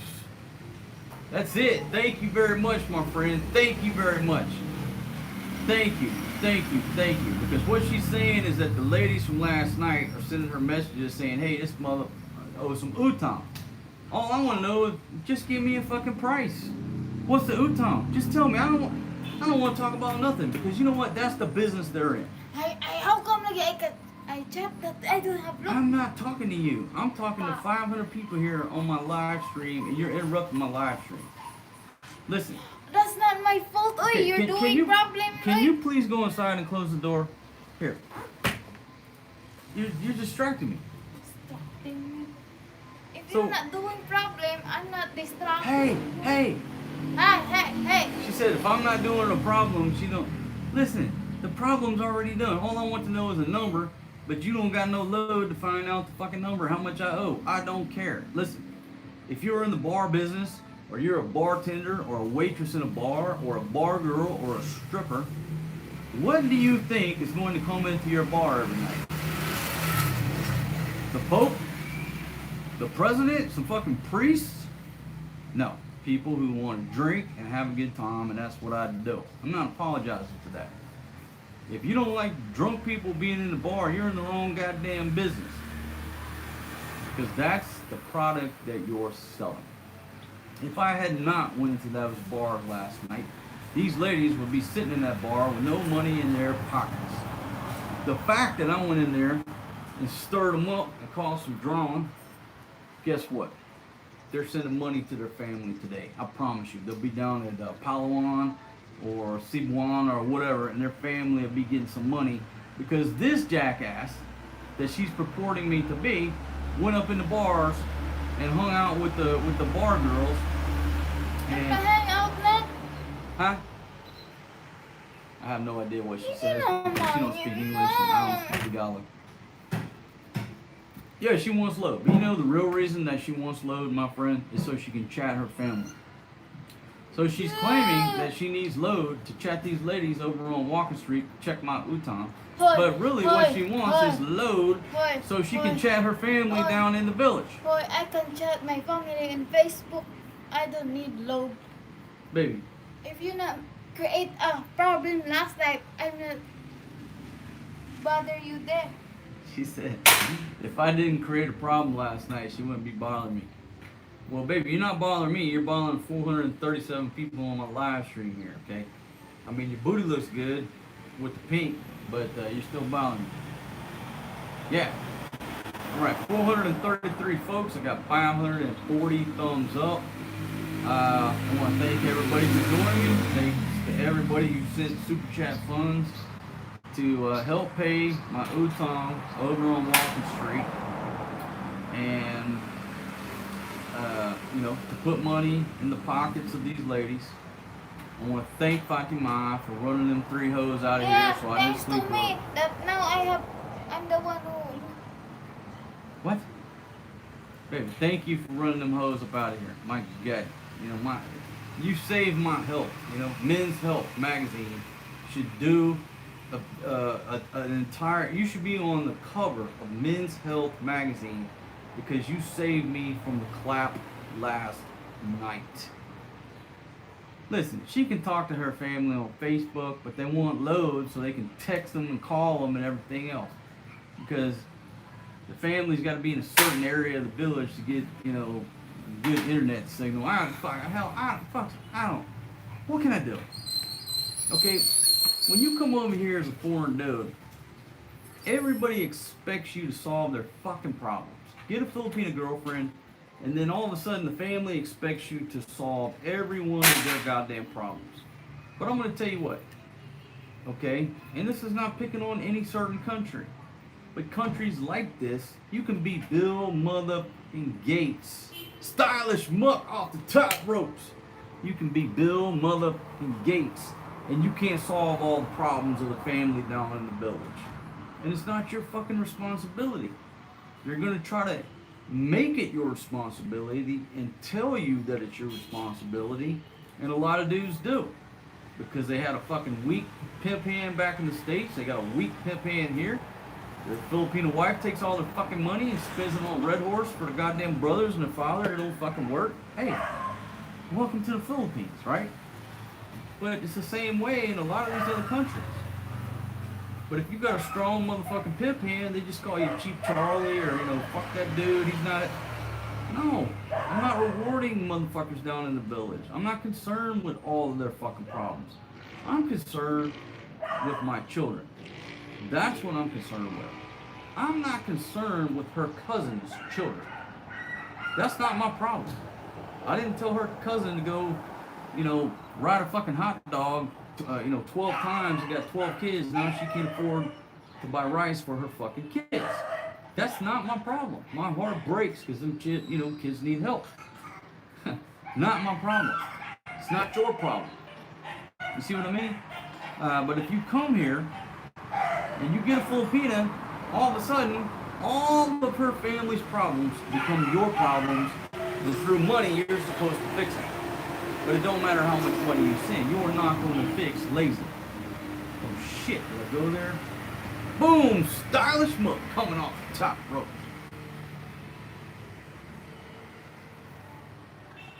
So you know how I contribute? Like I said, I'm not in the fucking charity business no more.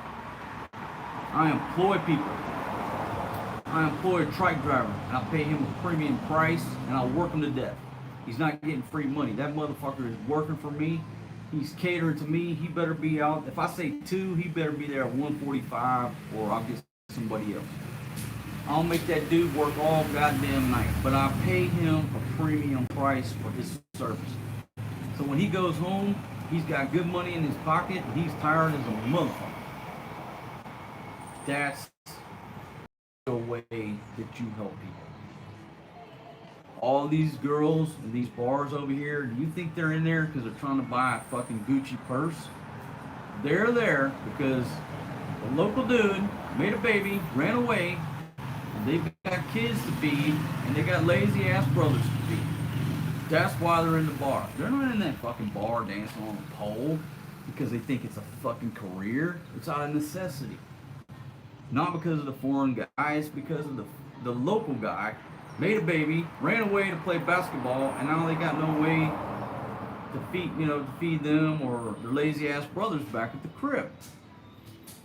Okay, so you can look at me and say, oh, you're hanging out in them bars, blah, blah, blah, blah. Look, these girls over here aren't trying to buy a Mercedes or Gucci. Money comes from your pocket, through the bar, to their pocket, to their family for fucking rice. There you go. That's how you do it. Giving people free money, not the way to go. You employ people and you pay them maybe a little bit more premium price. That's what I do. And you make them hustle. My truck driver from last night, I wore that dude out. I wore him out. And when he shows up today, I'm going to wear his ass out tonight, but he's going to make a good paycheck. He can support his family, but he's working for me. Gee, you look great too. That's the way it goes. And you're out here complaining about me. I don't even know what the hell you're talking about. But you're so fat, pretty hot and tempting. But you ain't never missed a meal since you've been with me, honey. Yeah. Look at you. Everybody can look at you in your short shorts. They know that ass, the thickness of that derriere is because of my It's the cooking. stress, oy. That's why I'm fat. What you got stress over? You ain't got no damn stress because of me. You want stress? You Because go you're marry always Antonio with no crazy. fucking job, no shoes, no shirt, no fucking money, plays basketball, and screws your cousin. Okay, you go marry Antonio. Just go right ahead. You always create a problem. What problems do I create? You come over here and you give Filipinos money and they say you're creating problems for them. Hey, come on over, my friends, but I just want, okay, if you want the feel-good Condé Nast, look at all these other people on YouTube telling you what a wonderful thing it is to fucking retire in the Philippines. Go right ahead. If you come over here as a single dude, don't have a girlfriend or a wife or don't have kids, yeah, okay, just hit the bars every day, drink your drink, whatever. You get a girlfriend, a wife, kids, or, you start staying here for a while. There's the same problems where you came from, but then add to them because La police, Now- mamitos. They look it. They look. where's the police? You looking for me? Because then now the village problems become your problems because you're Bill motherfucking Gates. From their perspective, right? Ain't none of us Bill Gates. But from their perspective, you got white skin, well, black skin, whatever. In other words, if you're a foreigner,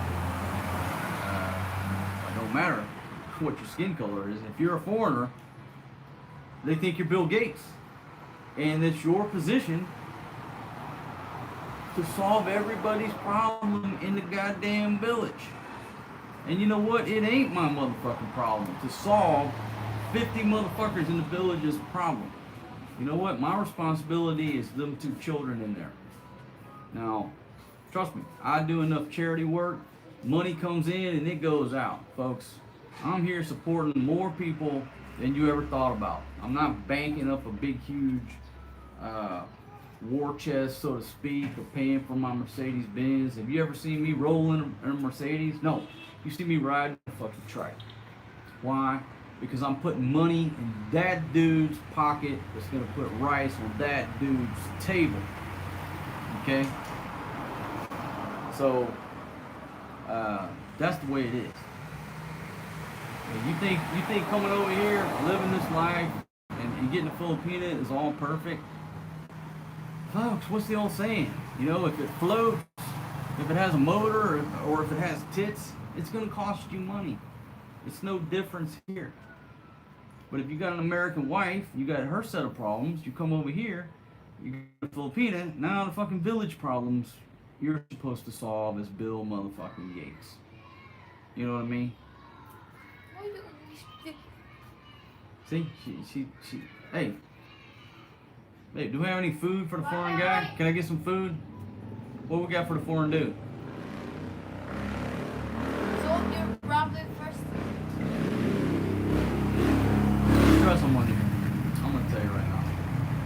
stress I'm under. It's more than stress on me. Goddamn Fauci, son of a bitch.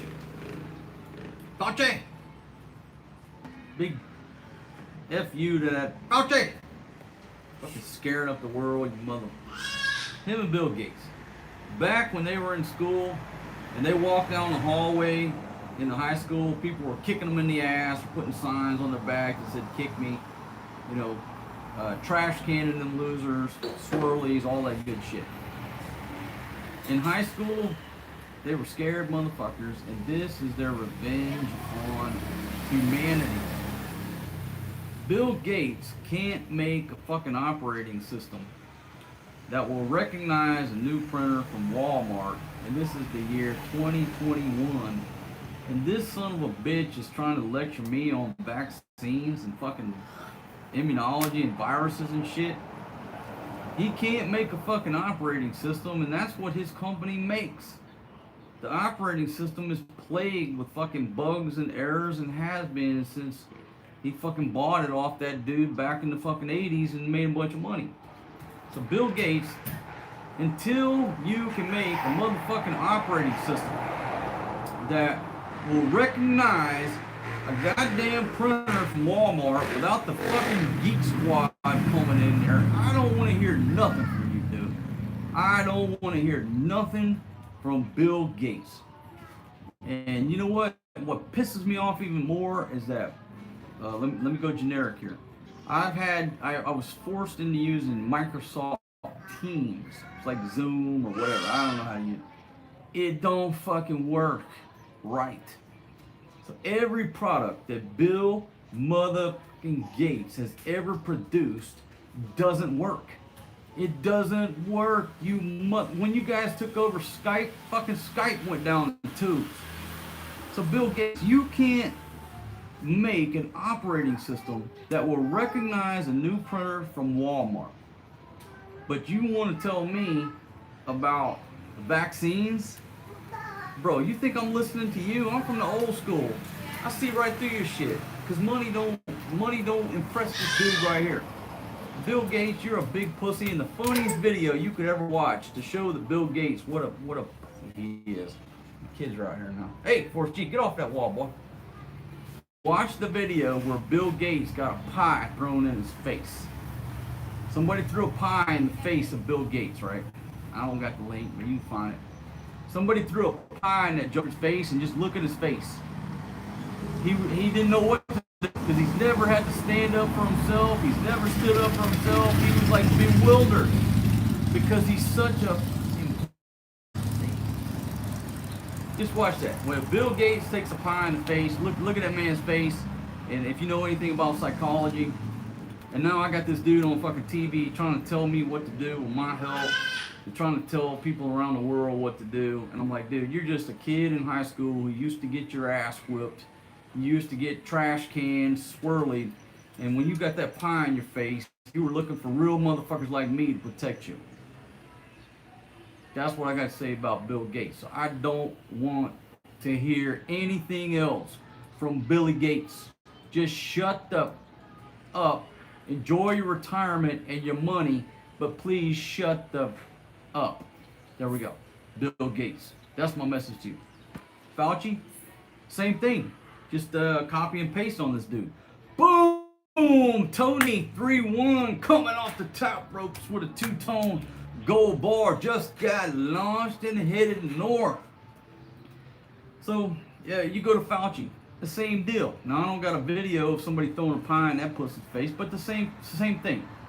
He walked the fucking halls of high school, getting his ass kicked, no girlfriend, and this is his revenge on humanity. It's sickening what this dude is doing. He's sick with this power because the soul doesn't change. Now, let me back up here. What I've learned since I've been living in Southeast Asia, I was all, hey sweetie, you got some mango? Maria came out here, folks. Hold on a second. Eat your mango, sweetie. Sweet girl. So, living in Southeast Asia, specifically Thailand. Now, I was always the youngest guy at the bar, and a lot of times I'm still the youngest guy at the bar because most retirees are, 55 and older. So what happened? I realized at one point in Thailand, I was like, holy shit! Most of my buddies are 70 years old. But when you hang out with 70-year-old people who are the same like mindset that you are, you forget about how old they are up until the point the dude don't show up in the bar and you're like, hey, where's Bill? Oh, he's dead, he died. You're like, god damn, what happened to him? And then somebody says, well, god damn, he was 76 years old. So what I learned living in Southeast Asia, because people do not subscribe to this shit about act your age. Once you're, in your teens or whatever, your soul and your mindset, that's who you are. But in America, because they say, oh, you're 60 years old, you should act your age. What's that mean? Sit on the fucking porch in a rocking chair? Be a deacon in the church? When you're secretly wanting to go to the strip club and look at some ladies on a pole? When you live over here, you understand that the soul does not change. And I realized that all the people, my bar friends that I was hanging out in the bar were, most of them late 60s, over 70s. And I'm having conversations with these folks, and the fact that I'm hanging out with them every day, you forget how old they are. And then when they drop dead, you're like devastated, but then you're like, whoa, wait a minute. God damn, that motherfucker was 76. And we're having conversations like, we're back in college or something. The soul doesn't change. But in the West, you're supposed to act your age because skin, bones, and muscle get older. You're supposed to act a certain way. But over here, people don't act like that. You go to the bar, the dude sitting on a stool next to you is probably 70 years old. Telling stories about when he was 19 years old over here on the Air Force base or the Navy base chasing ladies. And he's still out here chasing ladies. Because the soul don't change. In America, you're going to go to a bar and there's some 74-year-old dude sitting on a bar stool with a 30-year-old wife. That shit don't happen. Because you gotta act your age, mother. You see what I'm saying? Over here, that don't apply. And what I learned was that the soul does not change. We are who we are. At some point, whatever in your teenage years, when you get locked in your mindset, it don't change. And you'll see dudes walking around Southeast Asia that are wearing a fucking AC/DC t-shirt with a do-rag on their head, fucking cargo shorts. They're still living in the 80s because that's who they want to be. And they can be that person. Okay, but they can't go to the States and walk around like that because you're supposed to act. Oh my God, that old man's wearing a tank top and cargo shorts. My God, an AC/DC shirt. I don't even know how I got on the subject, folks, but you know what I mean.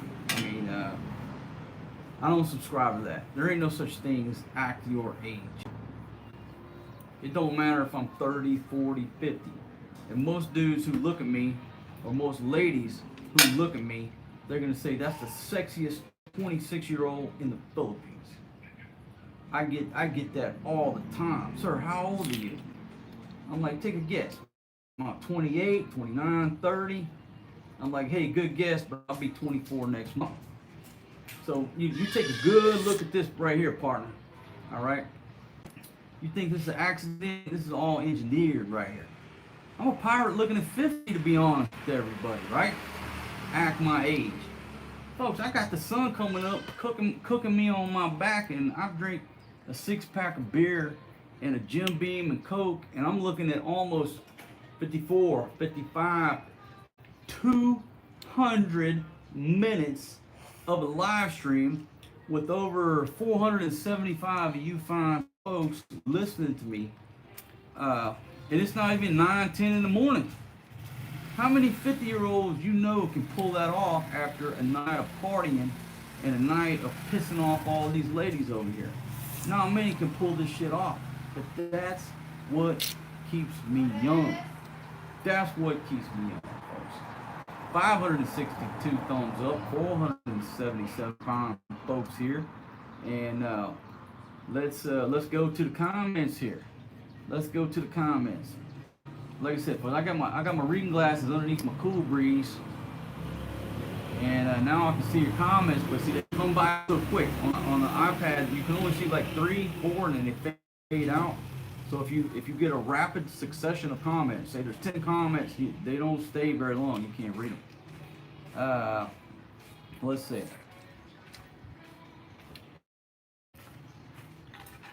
All right, so I'm living for all of everybody.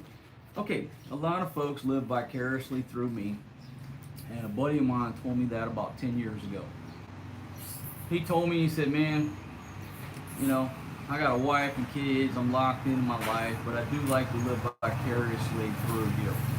I just can't let my wife see me watching your videos and reading your shit. He goes down into his man cave, down into the basement, make sure his wife's not coming down, and he watches me. He lives vicariously through me. And I think a lot of you are in that situation, and I certainly appreciate you watching me and listening to me. If for not anything else other than just entertainment, right? I know a lot of people in America, you sit there and you watch the news 100% of the time. If you watch me for 30 minutes and it takes you out of the watching the news bullshit game, I love it. Because the news ain't doing nothing for you. I don't watch the news. The news ain't doing shit for you other than just keep programming you to be a sheep to their agenda. So anyhow, I hope that I'm entertaining you. I hope that some of the things I say invoke thought. I never claim to be right. I never claim to have all the answers. Marketos. I just want to entertain people and invoke thought. Yes, honey. In the Phyllis though. Where does? The what? The what? Phyllis. Baby, do you see me? I'm on a live stream here. I'm a world famous. We're famous again. Okay, can you please just stop interrupting my live stream? This is getting. I mean, you look beautiful. You can stand there, but just don't talk. Thank you. Come again. So, yeah, somebody said to cancel cable. Yeah, why pay for all that? I mean, yeah, why pay for all that stuff? I'm not saying pay for a good movie, but with what's going on in Hollywood right now, with their agenda, which is connected to the U.S. government's agenda, I'm not watching any of that shit no more. Hollywood ain't getting no money from me no more, none. Now, I'll watch some Yellowstone. I want to see Yellowstone when it comes on, but any Hollywood movie where they're furthering the agenda of these people, I don't care. You're not making any money off of this dude anymore. Don't need to. Because you got better entertainment with dudes like me sitting in front of an iPad or an iPhone talking it out. It's better entertainment than being programmed by Hollywood, which is programmed by Washington, D.C. and all the special interest groups. I'm not watching that shit. I don't care what Disneyland is doing. I don't care what Disney is doing. I don't care what Hollywood, Disney World is doing. I really don't care. They don't have any effect on my life because I don't watch them. My kids don't watch them. Hell, they watch CoComelon to learn English and ABCs and stuff like that. But I don't, as far as I can see, there's no agenda on there. There's no racism or anything going on. It's a nice, just melting pot of characters. The teacher, Miss Appleberry, got a big ass. I like, you look beautiful. I think she's a Filipino. Boom, I got Dave Duffy off the top ropes. Just knocked off of work. Thank you very much, my friend. Thank you for joining my live stream here. Thank you for contributing to the Walking Street Bar Girl Utong Fund to save my bacon. I want to say thank you, and the ladies over there at the bar say thank you. I try to get them on video, but I don't even know I don't even know who they are. I don't even know. I do not even know. I'll have to try to figure it out. Get them back over here. If I get them back over here, I'll do a live stream on the patio here and see if I can get them on the video and let them tell the side of the story, because I don't remember nothing. I don't remember anything. Folks, oh, Geronimo just joined us. I did not sleep with any of them 3 ladies in my bed. That's the title and the purpose of this video. I did not sleep with any of those women. You can trust me just like you can trust Bill Clinton when he said, I did not sleep with that woman. Okay? Maybe it was an accurate statement. He didn't say nothing about no cigars, but nobody asked him about a cigar. You know, Bill Clinton's defense, nobody asked that dude about a cigar. They said, did you sleep with that woman? I did not sleep, or I did not have with that woman. If you'd been more specific and said, hey man, you know, what did you do with that fucking Swisher Sweet or that fucking Tampa or whatever the fuck you were smoking? Then he either had to straight out lie or tell where the cigar went. But he said, I did not have with that woman, right? Just like I did not sleep with those 3 women last night. And I don't know what happened to my cigar. I had a cigar, but it wasn't in play. You can ask me that too. Folks, hashtag innocent. Hashtag innocent. If you're just joining the video, hashtag innocent. I did not sleep with any of those women. I don't even know who they are. Fatima ran them up out of here. And life is good for me. I'm so thankful to wife number 1 that she ran them up out of here. I really am. Baby, thank you very much. I'm going to buy you Jollibee today for running them girls up out of here. Huh? What's today? Okay. Alright, now listen. If you're in Angeles City, you're going to know what I'm talking about. But back in the day when we lived here, Fatima and Helen of Troy used to go to Apo Market every Friday. It's a big market over there. Everybody went there on Fridays. You know, I'd issue them some funds. I mean, usually they were rolling with at least 200 or 300 pesos. Anywhere between $4 to $6 US. They were authorized to go over to Apo Market and do a little shopping, you know. You know, if I was feeling really generous, maybe 400 pesos. It's big money. So Fatima is dreaming about Apo Market. But folks, we haven't lived over here goddamn 2 years right now. I don't even know if Apo Market is still open. She claims she talked to a trike driver who says the Apo Market is still open. Now it's not the scale that it was before, but that it is still open on Fridays. So what's today, baby? Friday or Saturday? What's today? Friday? So she and Giselle want to go to Apo Market today. No! Huh? Jesus going home. Okay. Anyhow, but I told her, I said, listen, I heard on Facebook that they closed down the Apo Market. Now I'm just making that shit up, right? But she wants to go to Apo Market and do some shopping today. I told her I'd watch the kids. But that's her thing. That's what she likes to do every week. Go to Apo Market. I'll give her $4 bucks or so to spend over there. You know, just go ahead and splurge. You know, just go hog wild. If I give her 500 pesos, that's 10 bucks. Just go over to Apo Market and go hog wild. You know. But what she's reporting to me is that she's pissed off, and Giselle's pissed off about last night, and so they might. I don't know what the drama is. First, when I end this live stream, I gotta go face these 2 Filipinas who are pissed off at me. They're pissed. For what reason? I'm sure I'm gonna find out 1 minute after this live stream ends. I'm 209 minutes into it, and I don't want this thing to go down because I gotta face the music over here with these ladies about last night. But you know what? I don't care. I don't care what they're going to say. I don't care what they're going to tell me that I did, because I was in a bar and I was drunk in a bar. I don't care. Anything else. Okay, are you hungry? No. Do you have everything you need, from fucking internet to air conditioning to food to fruits to vegetables. Your ass is getting thicker every day. You have everything that you need in life. What is your complaint about me going out to a bar and getting drunk? For me, there is no complaint, but they got something to complain about. So the minute that I end this live stream and talk to all you fine folks, 482 of you fine folks right now, I got to go in there and face the music from these two Filipinos about something I said or did when I was drinking last night. It's amazing.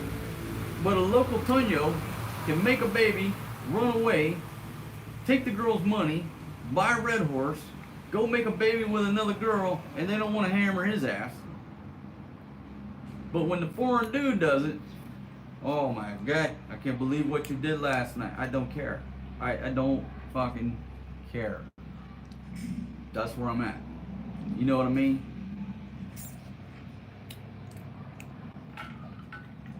I do control my drinking. I control what goes into these lips. Okay? I'm a Jim Beam man, Jack Daniels man. I like Captain Morgan rum. I don't drink Tanduay anymore. I don't drink Red Horse. So I am in control of my drinking. I appreciate your comment. Thank you very much for watching, and thanks for your comment. I do control my drink. I control the temperature of my drink in this Yeti cup right here. This is not a sponsored video. Okay? I even got the optional handle right here. If you have one of these cups, make sure you take the handle off like every 3-4 days and wash under there, because the water gets in here and it'll grow mold and algae and stuff like that. Public service message comes straight to you from the king. I do control my drinking. Okay?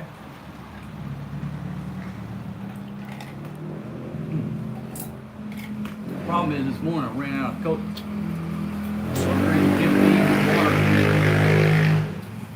But I will get some Coke somewhere.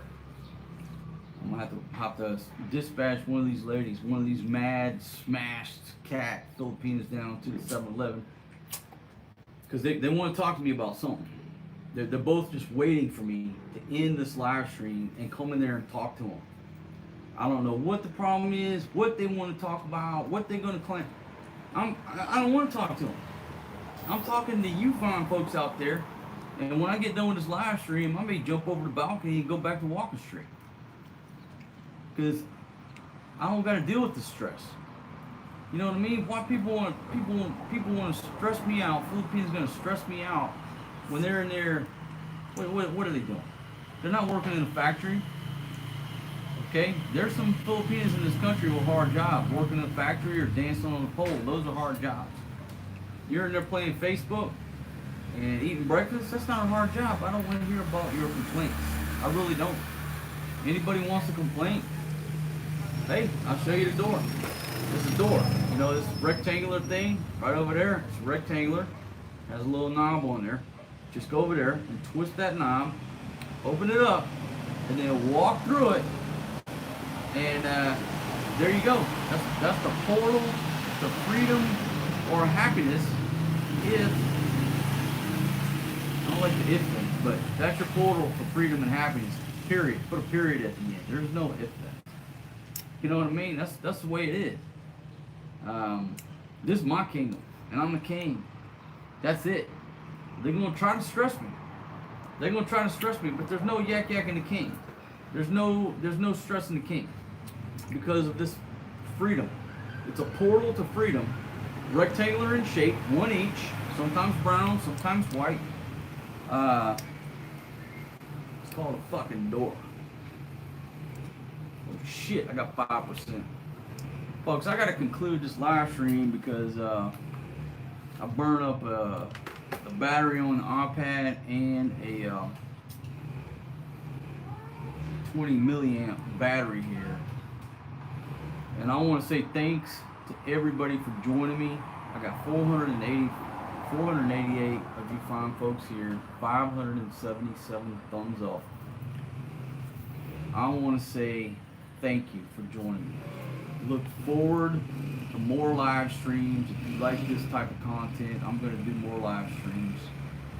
hate people who say they're going to do something because it means they're not going to do shit. Just you fucking see, all right? When I'm coming to you live, you're gonna see what I'm talking about. I love the live stream. And thanks to everybody who sent super chat money because I got to go in there. Oh shit, I ain't even got no pants on. I got to go in there and get dressed and then head over to Walking Street and figure out who the hell I got to pay. Mama. That's on my agenda. Ayaw mo na? But the problem with that, when I get up in them bars over there and pay my bill, it might be a repeat. This might be deja vu. I don't even know. But did I mention 3 out of my 5 buddies are dead? Life is short. I could die tomorrow. I'm going to spend as much time today with my babies. I'm going to go pay my utang, these bar girls, and look at some boobies, and maybe give me some more good food. Because there ain't no guarantee that I'm going to be here tomorrow. Thank you very much for joining me on the live stream. Please, right down there, hit that subscribe button, ring that bell. Give me a thumbs up or a thumbs down. I'm not telling you what to do. I'm asking you to take some type of action. It's just the impact on your finger is going to be minimal. Just one little boop, thumbs up or thumbs down. And I'll see you guys tomorrow. All right. Hope you have a wonderful day wherever you're at on this beautiful planet that we call the Earth. And I'm going to say peace out as soon as I figure out how to end the stream. Dang, I mentioned I'm the world's worst dude on YouTube. I don't know shit about these live streams. I seem to know how to start drinking and fire them up, but I can't shut them down. Okay, there's an X right there. Oh, there we go. I'll see you folks tomorrow. Thank you very much. And peace out, my friends.